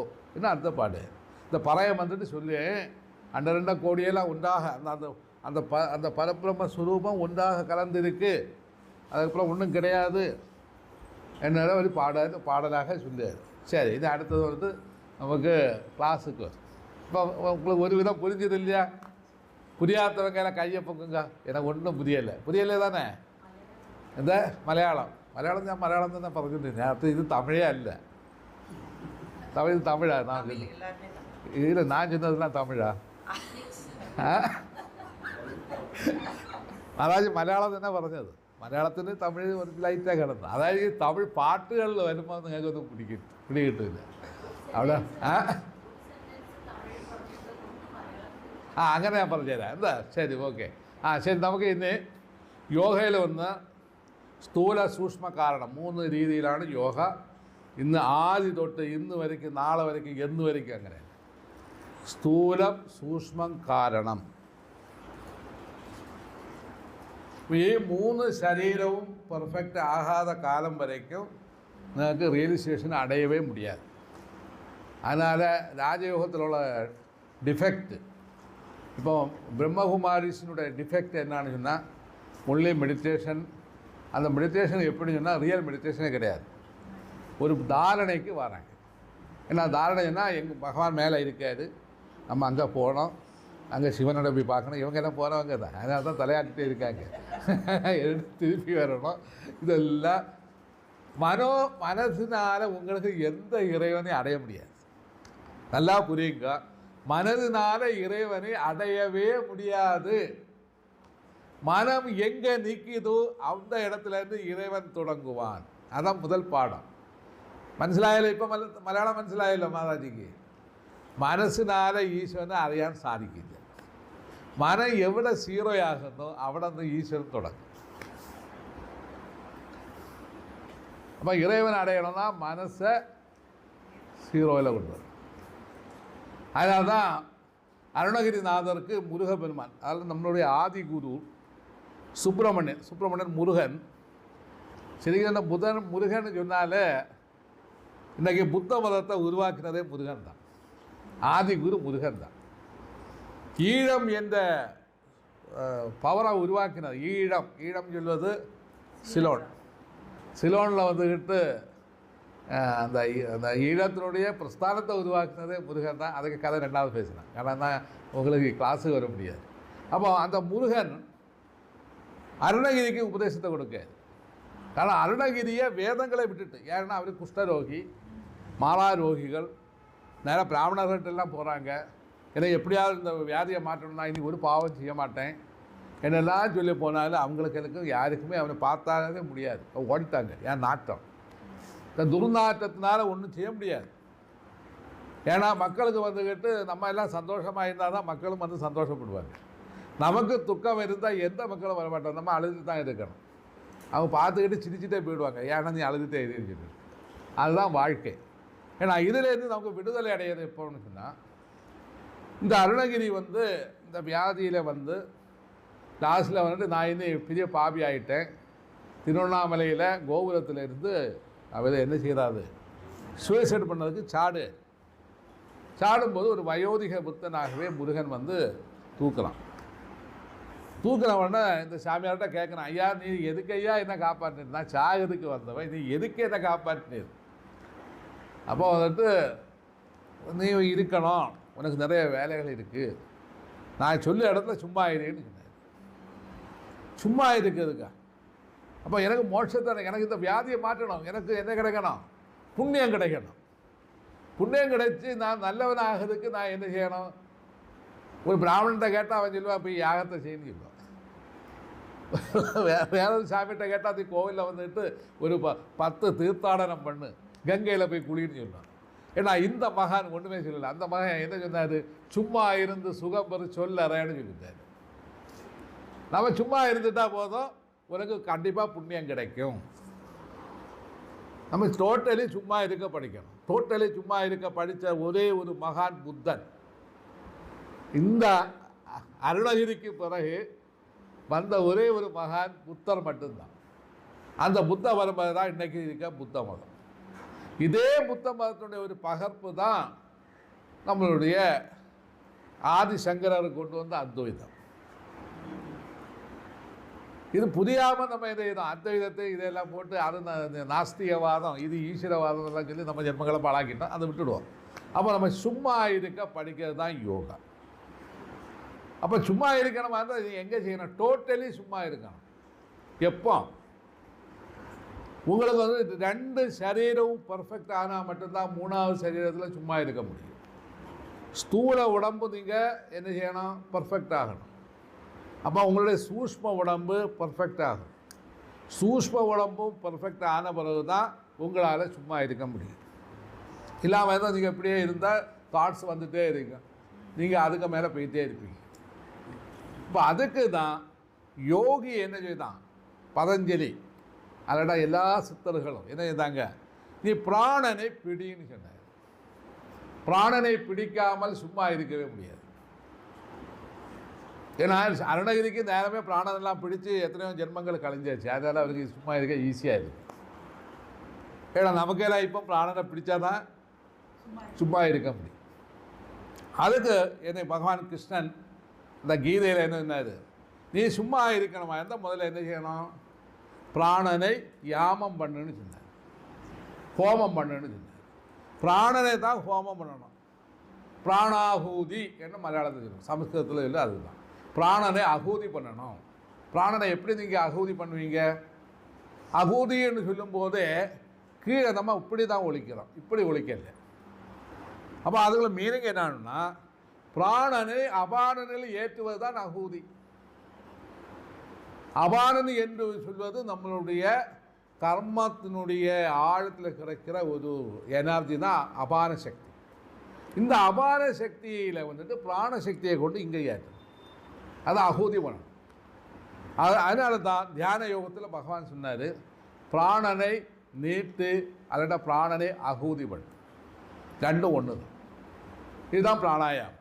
அதுக்காக வந்துட்டு நம்ம கடராஜ லயம் 3 நிலைக்கு வருகிறோம். கடயோகம்னு வரும்போது ஃபோர்ஸாக செய்கிறது கடயோகம். ராஜயோகம்னு சொல்லும்போது மனதினால் செய்வது ராஜயோகம். அடுத்தது என்னத்தை? ராஜயோகத்தினுடைய 3 ஸ்டெப் இருக்குது. அதில் சாங்கிய யோகம் வரை தான் வந்தோம். தாரகம் 2வது சொல்லி தரலாம். சரி, அப்போ நமக்கு ஃபோர்ஸ்ஃபுல் பிரீத்திங். நம்ம இதில் என்ன படிக்கிறோம்? முதல் பாடம் சொல்லுங்க. ஆദ്യം கடயோகத்தை செய்கிறோம். இந்த முதல் வருகிற கடயோகம் ஒன்றும் மகாமிருத்யுஞ்சய பிராணாயாமம் ஒன்றும் வந்துட்டு எதில் உள்ளதல்ல, கிரியா யோகையில் உள்ளதல்ல, நான் கொடுக்குது. ஏன்னு சொன்னால் உடம்பை என்ன செய்யணும்? பவர்ஃபுல்லாக்கணும். ஆனால் சரீரம் பியூராக இருந்தால் தான் மனதை பியூராக்க முடியும். சரீரத்தில் வந்து ஒரு கால் தரிச்சுட்டே இருங்க, ஐயோன்னு இல்லை. இந்த இடத்துல நீங்கள் எங்கேட்டு தியானம் பண்ணுவீங்க? தியானம் பண்ணுறது வழி மட்டும் தெரியும். ஏன்னா ஒரு பிரயோஜனம் இருக்குது, ஒன்றும் இருக்குது. அப்போ நம்ம என்ன செய்யணும்? முதல்ல உடம்பை தேற்றணும். உடம்பை தேற்றதுக்கு என்ன? அதில் தான் கடயோகிகள், அதான் திருமூலருடைய திருமந்திரத்தை எடுத்து பாருங்க. அஷ்டாங்க யோகம் முதல்ல கொண்டு வந்தார். அஷ்டாங்க யோகம் கழிஞ்சதும் அடுத்த ஸ்டெப்புக்கு இவர் என்ன வராரு? அடுத்த வந்து கேஜிரி யோகத்தில் வராரு. கேஜிரி யோகம் கழிஞ்சதும் அடுத்ததாக இவர் என்ன வராரு? சந்திர யோகத்துக்கு வராரு. அதை படிச்சிங்களா? திருமூலருடைய திருமந்திரத்தை எடுத்து படிக்க ஸ்டெப் பை ஸ்டெப்பாக கொடுத்துருப்பார். அஷ்டாங்க யோகம் கழிஞ்சதும் கேஜிரி யோகம், கேஜிரி யோகம் கழிஞ்சது சந்திர யோகம், சந்திர யோகம் கழிஞ்சதும் பகிரங்க யோகம், பகிரங்க யோகத்துலேருந்து அமனஸ்க யோகம், அப்படியே போயிட்டே இருப்பார். ஏன்? முதல்ல கடயோகம் செய்தால் தான் நமக்கு உடம்பை தேற்ற முடியும். அப்போ கடயோகத்தில் வந்துட்டு very very very important Mahamrityunjaya பிராணாயாமம் தெலுங்கு.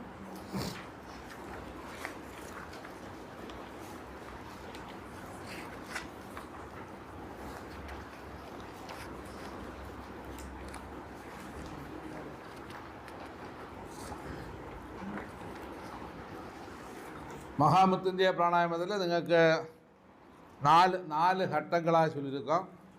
முதல் கட்டம் வந்துட்டு ஃபோர்ஸ்ஃபுல் பிரீத்திங். இதெல்லாம் உங்களுக்கு தெரியும் என்று நினைக்கிறேன். தெரியும் இல்லையா? தெரியாதவங்க எல்லாம் கையை போக்குங்க. எல்லாருக்கும் தெரியும். காரணம் நீங்கள் எல்லாம் ஃப்ரீயா டெக்னிக்ஸ் எடுத்து வந்தவங்க. ஃப்ரீயாக எடுக்காதவங்க யாரு? அவங்க மட்டும்தான் எடுக்காது. அப்படி தானே? நீங்கள் எவ்வளோ கிடையாது, உங்க எடுக்காது. நீங்கள் உங்களுக்கெல்லாம் வந்து நீங்கள் இன்னும் 2வது வருவீங்க இல்லையா? இங்கே உள்ளவங்க தானே? அப்போ உங்களுக்கு திருப்பி இங்கே வரும்போது 2வது படிக்கலாம். இதை முதல்ல பத்திரமா சுழிச்சு வைக்கலாம். ஆனால் 2 எல்லாம் கூட இட்டு குழப்பிக்கிட்ட தேவையில்லை. அப்போ கடயோகம் ஹை லெவல் நம்ம ஃபோர்ஸ்ஃபுல் பிரீத்திங் பண்ணணும். ஃபோர்ஸ்ஃபுல் பிரீத்திங் எதுக்கு? ஃபோர்ஸ்ஃபுல் பிரீத்திங் எதுக்குன்னு சொன்னார். ஆனால் இதனுடைய தியரியை மட்டும் சொல்லி தருவேன். ப்ராக்டிக்கல் உங்களுக்கு தெரியும். தெரியாதவங்க கண்டிப்பாக கையை போங்க, உடனே சொல்லி தருவேன். அப்போ இதில் என்னுடைய என்னென்னா, நம்ம உடம்பில் வந்துட்டு 77,000 நாடி, 96 தத்துவங்கள் இருக்குது. இந்த 96 தத்துவங்களில் இது வெரி வெரி இம்பார்ட்டன்ட் வந்துட்டு 77,000 நாடி. சூஷ்ம நாடிகள், ஸ்தூல நாடிகள், அதுக்கு விட பெருசாக நரம்புகள், இப்படி நம்ம 77,000 நாடிகள். அந்த நரம்பர சாஸ்திரத்தை நீங்கள் படிக்குமா இருந்தால் உங்களுக்கு புரியாது. அந்த 77,000 நாடி அது கழிஞ்சது சப்த தாதுக்கள். நம்ம உடம்பில் வந்து சப்த தாது சேர்ந்ததான் உடம்பு. சப்த தாதுக்கள் எல்லாம் வந்துட்டு நமக்கு கண்டிப்பாக இந்த 7 தாதுவில் 1 குறைஞ்சாலும் கண்டிப்பாக உங்களுக்கு முக்தி அடையவே முடியாது. ஆண்ட ஒரு கூடை எதுக்கு தந்திருக்கான்?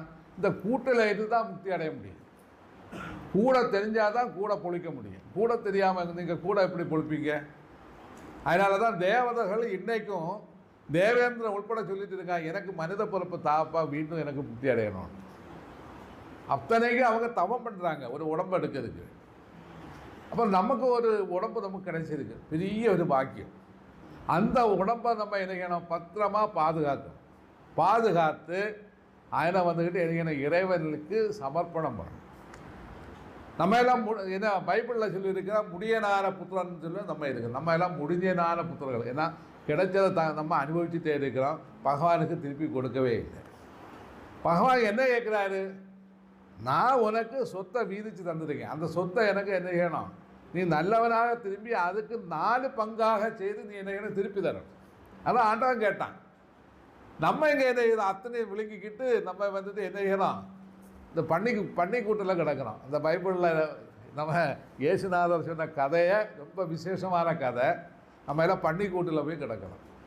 ஏன்னா பன்னிக்கு கொடுக்குற அந்த தவிட சாப்பிட்டுட்டு இருக்கும்போது தான் வேறு ஒருத்தங்க நிறைய உனக்கு குப்பம் வந்து பெரிய கோடீஸ்வரன் இல்லைடா, நீ ஏன் வந்துக்கிட்டு அங்கேருந்து வந்துட்டு அது நான் அவருடைய வஸ்துவை பாகம் வச்சு பிரித்து இங்கே கொண்டு வந்துட்டேன் என்ன எல்லாமே போயிட்டு நம்ம எல்லாம் என்னாச்சு, நம்மளை கொண்டு ஒன்றுக்கும் முடியாத வரும்போது கூட இருக்கிற எல்லாமே நம்மளை விட்டு போயிடுவாங்க. சொந்தம் காணாது, பந்தம் காணாது, சொத்து காணாது, சுகம் காணாது, ஒன்றும் காணாது. முடியனால புத்துறேன் லாஸ்ட்டில் இங்கே வந்து கிடந்து அழுதுட்டு கிடக்கு. சரிடா, உனக்கு அப்போ வந்து பெரிய நல்லவன், அதான் குரு தான் சொல்லிக் கொடுக்குறான். அந்த குருன்னு அந்த மீனிங்கில் அவர் சொல்லலை. அவர் வந்து அந்த குருவை அதுக்குள்ளே போடாது. எப்படி போடாரு? வழிபோக்கனாக சொல்ல, உன்னோட அப்போ பெரிய ஆள் இல்லைடா, நீ திருப்பி போ, நீ வந்துட்டு பிராயச்சித்தம் பண்ணு, பச்சாத்தாபம் பண்ணு, பிராயச்சித்தம் பண்ணு. எதுக்கு? அப்பா நான் தெரியாமல் செஞ்சுட்டேன்ப்பா, நான் திருப்பி எனக்கிட்ட வரணும், நான் உன்கிட்ட வரணும், எனக்கு ஏற்பியா, எனக்கு ஏற்றிடுவியா? நம்ம எல்லோரும் அதுதான் கேட்டுட்டு கிடக்கு. நம்ம எல்லாம் என்ன முடியலான புத்தகங்கள், நான் உள்பட நம்ம திருப்பி போகிறோம். எங்கே போகிறோம்? அப்பா நம்ம என்ன செய்கிறோம்? நம்ம தப்பு செய்துட்டேன்ப்பா, என்னை மன்னிச்சுடப்பா என்ன சொல்லிட்டு நம்ம ஒரு லெட்டரை போடுறோம். லெட்டரை போட்டோன்னா அவர் என்ன செய்தார்? கொட்டும் வார்த்திய மேளத்தோடு கூடி அந்த பையனை சீகரிக்கிறது தான் அந்த இயேசுநாதன் அந்த மலையில் அவருடைய அந்த மலையில் மற்றவர்களுக்கு சொல்லிக் கொடுத்த ஒரு உபதேச கதை. அது உண்மையான கதை. ஏன்னுன்னா நம்ம எல்லாம் இறைவனுக்கு சொத்தை அபகரித்து அவனுடைய குடிமகனாக இருந்த நம்ம எல்லாம் என்ன செய்கிறோம்? என்னுடைய சொத்தை பாகம் வச்சு தான் சொல்லி கேட்டு வாங்கி பூமியில் வந்து எல்லாம் வேஸ்ட் ஆகிட்டோம். வேஸ்ட் ஆகி நம்ம முடியனாக புத்தனாக இருந்து இப்போ பண்ணியை விட கேவலமாக கிடக்குறாங்க. அதனால தான் முஸ்லீம் நம்மளை பண்ணின்னு விழிக்குது. அது விழிக்கிறது நல்லது, மீண்டும் மீண்டும் விழி கேட்கணும். ஏன்னா நம்ம எல்லாம் பண்ணி ஆகிட்டோம். அப்போது திருப்பி நம்ம என்ன செய்யணும்? லெட்டர் போட்டிருக்கோம். எப்படி? ஆண்டவா நீ என்ன சீகரிச்சுக்கோ, நான் வந்துக்கிட்டு திருப்பி உங்களுக்கு தாரேன், இந்த சொத்தை நான் திருப்பி தாரேன். அந்த சொத்தை நம்ம உண்டாக்கணும். உண்டாக்குறது தான் அடுத்த வேலை. அந்த சொத்தை என்ன? பிராணன் என்ற சொத்து, காஸ்மிக் எனர்ஜின்னு அதுக்கு இங்கிலீஷில் பேர். புரியுதா உங்களுக்கு? Heavenly energy, cosmic energy. இது என்னைக்கு நமக்கு கிடச்சி தான் இருக்குது. 24 மணிக்கு நம்ம பிரெயினுக்குள்ளே வந்துட்டு தான் இருக்குது. ஏன்னா அந்த முட்டாளாக இருக்க நம்ம என்ன செய்யணும்? இங்கே வேஸ்ட் ஆகணும். வாய் வலி, கண்ணு வலி, பின்ன செக்ஸு வலி, உடம்பில் இருக்க எல்லா வழியிலையும் நம்ம வேஸ்டாக்கி என்ன லாஸ்ட்டில் வந்துட்டு ஏதாவது சாமிகிட்ட போய் நின்றுட்டு, ஐயா திருப்பி தெய்வத்திட்ட இப்படி போகிறது என்ன கேட்டு இருக்கும். போகிறதுக்கு வழியே தெரியாது. அதான் பைபிளில் நான் கேளுங்கள் தரப்படும், தட்டுங்கள் திறக்கப்படும், தேடுங்கள் கிடைக்கும். நம்ம வந்து கேட்கணும், தேடணும், கண்டிப்பாக தட்டணும், கண்டிப்பாக கிடைக்கணும். அதான் இல்லை வாழ்க்கையில் இதுதான் முக்கியமான விஷயம். இந்த விஷயத்தில் நம்ம போய் விழுந்தால் மட்டும்தான் கிடைக்கும். அதனால தான் நம்ம எல்லாமே இயேசுநாதர் சொன்னால் முடியனான புத்திரர், முடியனானவங்க. இன்னும் நம்ம என்ன செய்யறோம்? ஆண்டவா எங்களுக்கு வந்து அங்கே என்ன ஒரு லெட்டர் அனுப்பி வச்சுங்க. யார்? குருமுகாந்தம். அதான் தீட்சை. குருமுகாந்தம் லெட்டர் அனுப்பிடுங்க. எப்படி? ஆண்டவா என்னை ஏற்றிக்கோ, நமக்கு என்ன இதோடு கூட எப்படியாவது உங்கள்கிட்ட வரணும். அப்போ பிராணனை எப்படி திருப்பி கொடுக்குது? பிராணன் கெதி எங்கேருந்து வருது? மிடிலாப்புலாங்கொட்டையிலேருந்து நம்ம பாடிக்கு வருது. திருப்பி நம்ம ரிவர்ஸ் ஆர்டரில் கொண்டு போய் கொடுக்குறோம். அதான் வேறு யோகா ஒன்றுமே கிடையாது, ஈஸி. நம்ம முதல்ல என்ன செய்யணும்? நம்ம தொழிலை குறைக்கணும், வேலையெல்லாம் குறைக்கணும். கண்ணு கொண்டு பார்ப்பதெல்லாம் காண்பதல்ல, காது கொண்டு கேட்பது அல்ல, பேசுவதெல்லாம் பேச்செல்லாம் சொல்லி முன்னிலே அடைச்சிடும். அதான் மெடிடேஷன். ஏதோ ஒரு தெய்வத்தை நினச்சி மந்திரம் ஓதுவது மெடிடேஷனே கிடையாது. அதெல்லாம் வெறும் வேஸ்ட் வீடு. இல்லை உங்களுக்கு ஒரு ஃபீலிங் வரும், ஆண்டவா நான் தப்பு செய்துட்டேனே, எனக்கு அங்கே போகணுமே என்னோட ஃபீலிங்கில் ஆண்டவா சிவசிவா கால் வலிக்குது சிவா ஐயோ அப்போன்னு நம்ம விழுப்போம். அத்தனை தான். ஏன்னா அதனோட ரியாலிட்டி என்னன்னா நம்ம திருப்பி வர்றதுக்கு வேண்டி மட்டும். நல்லா புரிஞ்சுது இல்லையா? சரி, இனி அடுத்ததாக நமக்கு பசுகிரியா பற்றி எல்லாமே தெரியும். இந்த சுஷும்னா கடையோகத்தினுடைய இதை கண்டிப்பாக கரெக்டாக செய்திருக்கணும். அது அழிஞ்சு சுஷும்னா வழி பிராணனை ஏற்றி இறக்குவது உங்களுக்கு தெரியும். இதுதான் தாரணை, தியானம், சமாதி. இந்த மூன்றும் கொண்டு கொடுப்பது கிரியாயோகம். அதுதான் அடுத்ததில் கொடுத்துருக்கோம். தாரணை, தியானம், சமாதின்னு உள்ளது தான் ஃபஸ்ட்டு கிரியா. தாரணை, தியானம், சமாதி. தாரணை சுஷும்னா வழி பிராணனை ஏற்றி இறக்குவது தாரணை. அதை புருவ மத்தியிலே நிறுத்துவது தியானம், அதிலே லயமாவது சமாதி. லயம் எப்படி ஆகணும்? அங்கே கண்ணை மூடிட்டு அது லயம் கிடையாது, அது தூக்கம்னு சொல்லி. உங்களுடைய தாட் வைப்ரேஷன் இருக்கும் வரைக்கும் காஸ்மிக் எனர்ஜி உங்கள் பிரெயினுக்குள்ளே வராது. நல்லா புரியுங்க, நல்லா தலைக்குள்ளே ஏற்றி வைங்க. உங்களுடைய தாட் வைப்ரேஷன் இருக்கும் வரைக்கும் அங்கேருந்து ஆண்டவன் என்ன செய்ய மாட்டார், இங்கே டார்ச் அடிக்க மாட்டார். அதனால் நைட்டில் தூங்காதவன் மென்டல் பேஷண்ட்னு சொல்லுவோம். அதனால் நீங்கள் என்ன செய்யணும், நல்ல சவுண்ட் ஸ்லீப். அந்த சவுண்ட் ஸ்லீப்பில் மட்டும்தான் உங்களுடைய பேட்டரி சார்ஜ் ஆகும். அது மிடில் ஆஃப் பிளாங்கொட்ட வழி அங்கேருந்து சார்ஜ் ஏற்றுவோம். அதை தான் நீங்கள் 24 மணி 12 மணிக்கூர் இதை வேஸ்ட் ஆகுது. ஏன்னா இதுலேருந்து முக்தி அடையணும் ஆகிருந்தால் நீங்கள் என்ன இந்த எனர்ஜியை நஷ்டம் ஆக்கக்கூடாது, வேலையை குறைச்சிடணும். ஏன் எனக்கு இந்த வேலையெல்லாம் பிடிச்சாச்சுப்பா, எனக்கு இது வேலைன்னு சொன்னால் என்னத்தை கை கொண்டு செய்யறது மட்டும் இல்லை வேலை, மனம் கொண்டு தாட்ஸ் செய்யறது, சிந்தைகள் தான் வேலை. பிள்ளைய பார்க்கணும், அம்மையை பார்க்கணும், அப்பனை பார்க்கணும், அதை செய்யணும், இதை செய்யணும், வீடு வைக்கணும், காடை வைக்கணும், என்னெல்லாம் வைக்கணும்னு சொல்லி இருக்கிறதெல்லாம் தாட்ஸ் தான். அத்தனையும் உங்களை ஏமாற்றுத்தனம் தான் நடக்கும். அப்போ இந்த பாவனை எல்லாமே தூக்கி தூர போட்டுருங்க. நடப்பது நன்றாகவே நடக்கும். அதான் குரானை எனக்கு ஏற்றம் இஷ்டம் என்னான்னு தெரியுமா? குரானில் ஒரு வேர்ட்ஸ் சொல்லியிருக்காங்க. என்ன வேர்ட்ஸ் சொல்லியிருக்காங்கன்னா, இறைவன் கொடுப்பதை யாராலும் எடுக்க முடியாது, இறைவன் எடுப்பதை யாராலையும் கொடுக்கவும் முடியாது. அந்த வேர்ட்ஸ் வந்துட்டு ரொம்ப ரொம்ப ரொம்ப ரொம்ப பவர். ஏன்னு சொன்னால், இறைவன் உங்களை வந்துட்டு ஒரு மாடிஃபை பண்ணி தான் பூமியில் இங்கே விட்டுருக்கான். அதுக்கு மேலே உங்களால் ஒன்றுமே இங்கே செய்ய முடியாது. நீங்கள் இப்போ சொத்து சம்பாதிக்கணும்னு சொல்லி நீங்கள் டென்ஷன் பண்ண தேவையில்லை, சொத்து தானாகவே வரும். ஏன்? அவன் வந்துட்டு பூமியில் உங்களுக்கு கால்குலேட் பண்ணி எல்லாமே விட்டாச்சுங்க. நம்ம அதை கண்டு ஃபீஸ் பண்ணி கடந்து ஃபோக்கஸ் பண்ணிட்டு நீங்கள் கடந்து டென்ஷன் பண்ண வேண்டிய தேவைன்னு கிடையாது. உங்களுக்கு வந்துட்டு ஐஏஎஸ் எடுக்கணும்னா கண்டிப்பாக இறைவனுடைய ரியாலிட்டியில் அவங்க அங்கே அங்கே அங்கே எல்லாமே டேப் பண்ணி விட்டாங்க. இந்த பிரெயினில் வந்துட்டு பெரிய ஒரு சம்பவம், ஒரு கம்ப்யூட்டர் தான், எல்லாமே அங்கே ஆர்டர் பண்ணி அவர் விட்டாச்சு. அது படி அந்த படி தான் உங்களுக்கு எல்லாமே நடக்கும். அதனால் அவன் கோடீஸ்வரன் நான் ஆகலைன்னு நினைக்கின்ற தேவையில்லை. ஆனால் உங்களால் ஆக முடியாது. ஏன் முடியாது? நீங்கள் இறைவன்கிட்ட கேட்டு வர வாங்கிறது அப்படி தான் வாங்கினீங்க, அதை கொண்டு தான் நீங்கள் பிறந்தீங்க. அப்போ அதுக்காக நீங்கள் கிடந்து டென்ஷன் பண்ண வேண்டிய தேவையே கிடையாது. இப்போ என்ன செய்யணும்? இறைவன் தந்ததை திருப்பி கொடுக்கப்படுங்க, அதுதான் முக்கியம்.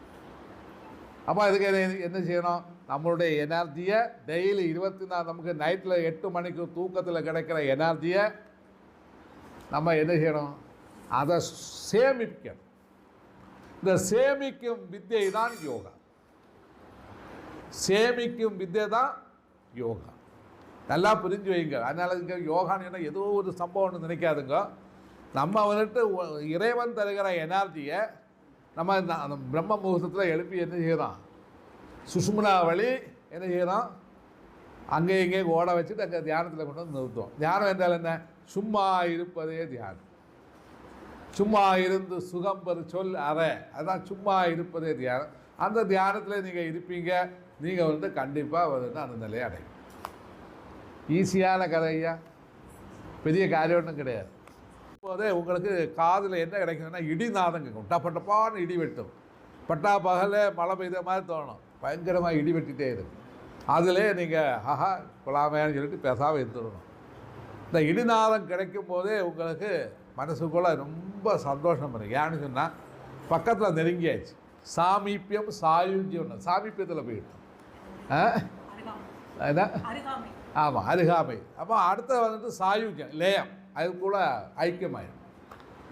அப்போ இந்த நிலை நம்ம இடிநாதம் கிடைச்சதும் பகவான்கிட்ட நன்றி சொல்லணும். பகவானே உன்னை தேடி நான் வந்துட்டேன், எனக்கு எல்லாமே கிடைச்சிட்டப்பா என்று சொல்லிட்டு நன்றி சொல்லணும். அது பகவானுக்கு மட்டும் இல்லை, ஏற்றவும் நன்றி சொல்ல வேண்டியது பாபாஜிக்கு சொல்லணும்.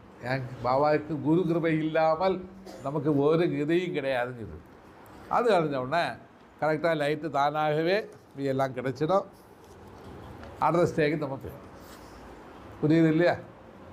ஈஸி சாமி, இது பெரிய காரியம் ஒன்றும் கிடையாது. ஏன்னா சொல்லித்தர ஆள் வேணும், செய்யறதுக்கு திக்க வேணும். அத்தனை என்ன புரியுது? என்ன சொல்லுங்க? ஆ குரு இருந்தான்னா அனுபவஸ்தன் இருந்தால் ஈஸின்னு சொல்லுங்க. இப்போ குருன்னு சொல்லிட்டு நிறைய போட்டு வச்சுருக்காங்க, அவன் இருந்தால் எனக்கு ஈஸியே கிடையாது. உண்மையான குருன்னு நீங்கள் என்ன சக்கான்னு சொல்லி நம்ம துறக்க முடியும், சக்கையாத்த திறந்து பார்க்கலாம் கொத்தனா நல்லதாக சொல்லிட்டு. இது உண்மையான குரு எப்படி? உண்மையான குருன்னா நான் இதுதான் கேள்வி கேட்பேன், லைட் அண்ட் சவுண்டு கிடச்சிருக்கான்னு கேட்பேன். நான் எந்த சாமிகிட்டே அப்படி தான் கேட்பேன். எந்த கிழமை வந்து இருந்தாலும் ஏய் நீ பேசுறதெல்லாம் நிறுத்து, உனக்கு லைட்டு கிடச்சிட்டா சவுண்டு கிடச்சிருக்கு, அதுக்கு பதில் இருந்து போடுவேன். இது அவங்க சொல்லலை, அந்த சாப்டர் அந்த இடத்துல க்ளோஸ். இந்த அல்ப சித்திகளை வைப்பாங்க, அந்த சித்திகளை வச்சுக்கிட்டு ஆளை ஏமாத்தே இருப்பாங்க, அதுதான் குளம். என்னக்கா அப்படி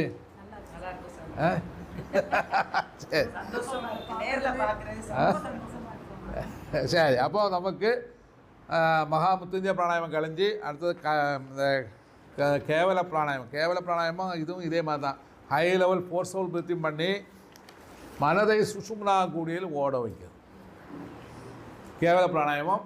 அப்போ மனதினால் மனதை தியானம் பண்ணுவது தான் அர்த்தம். அது இந்த மனதை சுஷும்னாவளை ஓடும்போது மனதும் பிராணனும் கூட ஓடும், அதே சமாதியை கொண்டு சேர்க்கும். ஏன்னு சொன்னால் இந்த கேவல பிராணாயாமம் ஒன்று மட்டும் பண்ணி நம்மளுடைய சதாசிவ பிரம்மேந்திர சுவாமிகள், நீங்கள் இதெல்லாம் கேட்டிருப்பீங்க, இந்த பெரிய கடயோகி தான். உலகத்திலேயே சித்திகள்னா சொல்ல முடியாத சித்திகள் எல்லாம் வாங்கினது அவர் தான். ஏன்னா கையை வெட்டி தூரம் போட்டவரும் அவர் போயிட்டே இருந்தார், கையை தூக்கி கொடுத்து வை இது போயிட்டே இருந்தார், தெரியல அவரை பற்றி. அதான் இருக்காரு மகான். அந்த அந்த நேரூரில் இருந்த அந்த மகா சித்தனுடைய ஒரு பிராணாயாமம் தான் இந்த கேவல பிராணாயாமம், கைவல்ய பிராணாயாமம் அதுக்கு பேர். இது ஒற்ற பிராணாயாமத்திலேயே உங்களுக்கு முக்தி அடையலாம் ஏன்னா அவரே சொல்லிட்டார். அதை நீங்கள் கரெக்டாக தெரிஞ்சு ப்ராக்டிஸ் பண்ணாலும் ஈஸியாகிடும். அது ஒன்று. லாஸ்ட்டில் இதில் இந்த கைவல்ய பிராணாயாமம் பண்ணும்போது ஒரு ஆள் மரண செய்யலை கிடக்கிறாங்க. மரண செய்யன்னு சொல்லும்போது எல்லாருக்கும் உள்ளது, எனக்கும் உங்களுக்கு எல்லாம் ஒன்றுன்னு வைங்க. அப்போ நம்ம என்ன செய்கிறோம், இறக்க போவதுக்கு முன்னதாக மனதை சுஷும்னாவளி ஏற்றி ஈஸியாக இருந்தது. இப்போ இங்கே வந்து ஒரு ஆளுக்கு கேன்சர் பாதிச்சிருக்கு, நமக்கு யாருக்குமே கேன்சர் ஒன்றுமே வராது, பயப்படான்னா பொதுவே சொல்லுது இது கேன்சர் பாதிச்சிருக்கு, இந்த யோகா தெரியும், அவன் நல்லா ப்ராக்டிஸ் பண்ணி தான் இருக்கான், அவருக்கு ஈஸியாக போகலாம். ஏன்னு சொன்னால் கேன்சர் வலி ஒன்றும் அவருக்கு வரவே செய்யாது. அப்போ அவர் என்ன செய்வாங்க, நேராக சுஷும்னா வழி அவங்க ஆத்மாவை மேலே கொண்டு வந்து ஆஜ்ஞையில் இந்த சைடு மெடுலா வழி தான் போக முடியும். மெடுலா அதாவது சகசாரம் உடம்பை தூக்கி துச்சமாக இந்த உடம்பு எனக்கு வேண்டாம் எனக்கு போடும். அதான் கைவல்ய பிராணாயாமத்தினுடைய மகத்துவம். அதாயிட்டா அடுத்த வந்துட்டு நம்ம கிரியாயோகிக்கு வச்சோம், அதாவது கிரியாயோகிக்கு வரும்.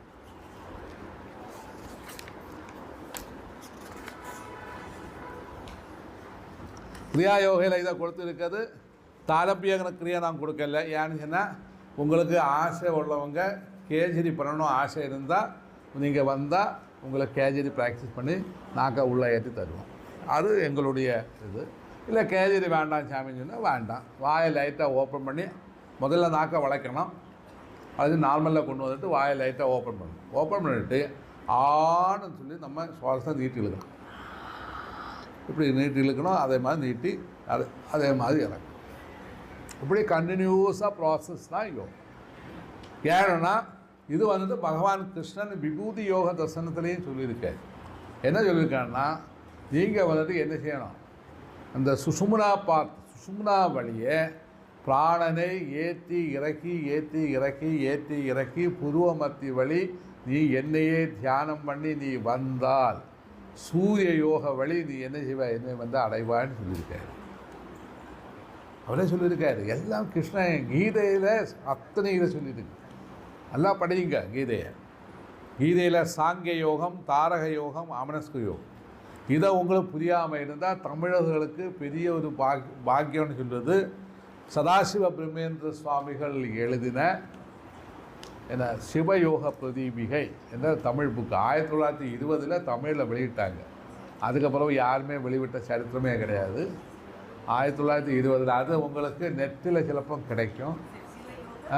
பிரதீபிகை அந்த புக்கை நல்லா வாங்கி படிங்க. அதை வந்துட்டு அது உங்களுடைய ஹார்ட்டுன்னு நினைங்க. சிவயோக பிரதீபிகை ശിവയോഗ പ്രദീപിക മലയാളത്തിൽ വന്നിട്ട് കിട്ടണമെങ്കിൽ ഭൈരവാനന്ദ സ്വാമികൾ മലയാളത്തിൽ വിവർത്തനം ചെയ്തിട്ടുണ്ട്. ഭൈരവാനന്ദ സ്വാമി അവരെല്ലാം മരിച്ചുപോയി, അതെല്ലാം സമാധിയായി കഴിഞ്ഞു. അവരുടെ ബുക്ക് കിട്ടുകയാണെങ്കിൽ അതല്ലെങ്കിൽ നിങ്ങൾക്ക് ഒരു കാപ്പി ഫോട്ടോ സെറ്റ് ഇതുപോലെ എടുത്ത് ഞങ്ങളിപ്പം ഇതിൽ യൂട്യൂബിൽ ഇപ്പോൾ ഇടുന്നുണ്ട്, അത് ഞങ്ങൾ അയച്ചു തരും, എല്ലാവർക്കും അയച്ചു തരും മലയാളത്തിൽ. എന്നാൽ അത് നിങ്ങൾക്ക് ரொம்ப தாக்குவல தமிழில் உங்களுக்கு கிடைக்கும். இது பிரிண்டிங் கிடைக்காது, ஏதோ அந்த காலத்தில் எழுதினதை அப்படி ரொம்ப விசேஷமான கிரியாயோகை படிக்கணுமா இருந்தால் இது படிச்சுக்கிறோம். ஏன்னா இதுதான் கிரியாயோகா, அதுதான் கிரியாயோகா தான் இது.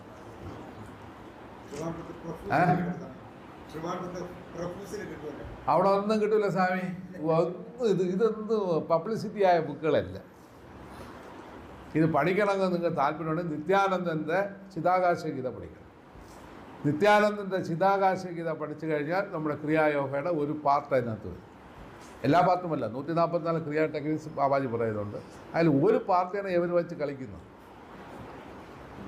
144 ക്രിയാ ടെക്നിക്സ്. അടുത്ത കായകൽപ്പ ക്രിയ വരും, பரகாய பிரவேசன கிரியை வரும், ஆகாசகமன வித்தியை வரும், நிறைய வித்தியெல்லாம் இதில் வருது.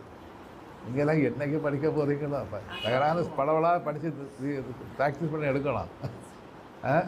சக்கரத்தம்மா வந்த மாதிரி ஆகாசத்தில் பறந்து வரணும், அப்போ தான் எங்களுக்கு பயங்கர சந்தோஷம். சக்கரத்தம்மா கேட்டிருக்கீங்களா? பறந்தா வந்துங்க, நீங்கள் காவலர்லேயே வந்தீங்க. இன்னி வரது அப்படி வரணும். சரி, அத்தனையும் ப்ராக்டிஸ் பண்ணி எடுக்கலாம், எல்லாம் ஈஸியாக எடுத்துடலாம், குழப்பம் இல்லை. சரி, அப்போ இது காப்பி விடுங்க, காப்பி விட ஒரு 10 மினிட் ரெஸ்ட் எடுத்துக்கிட்டு தீட்சை எடுக்கலாம். ஓகே.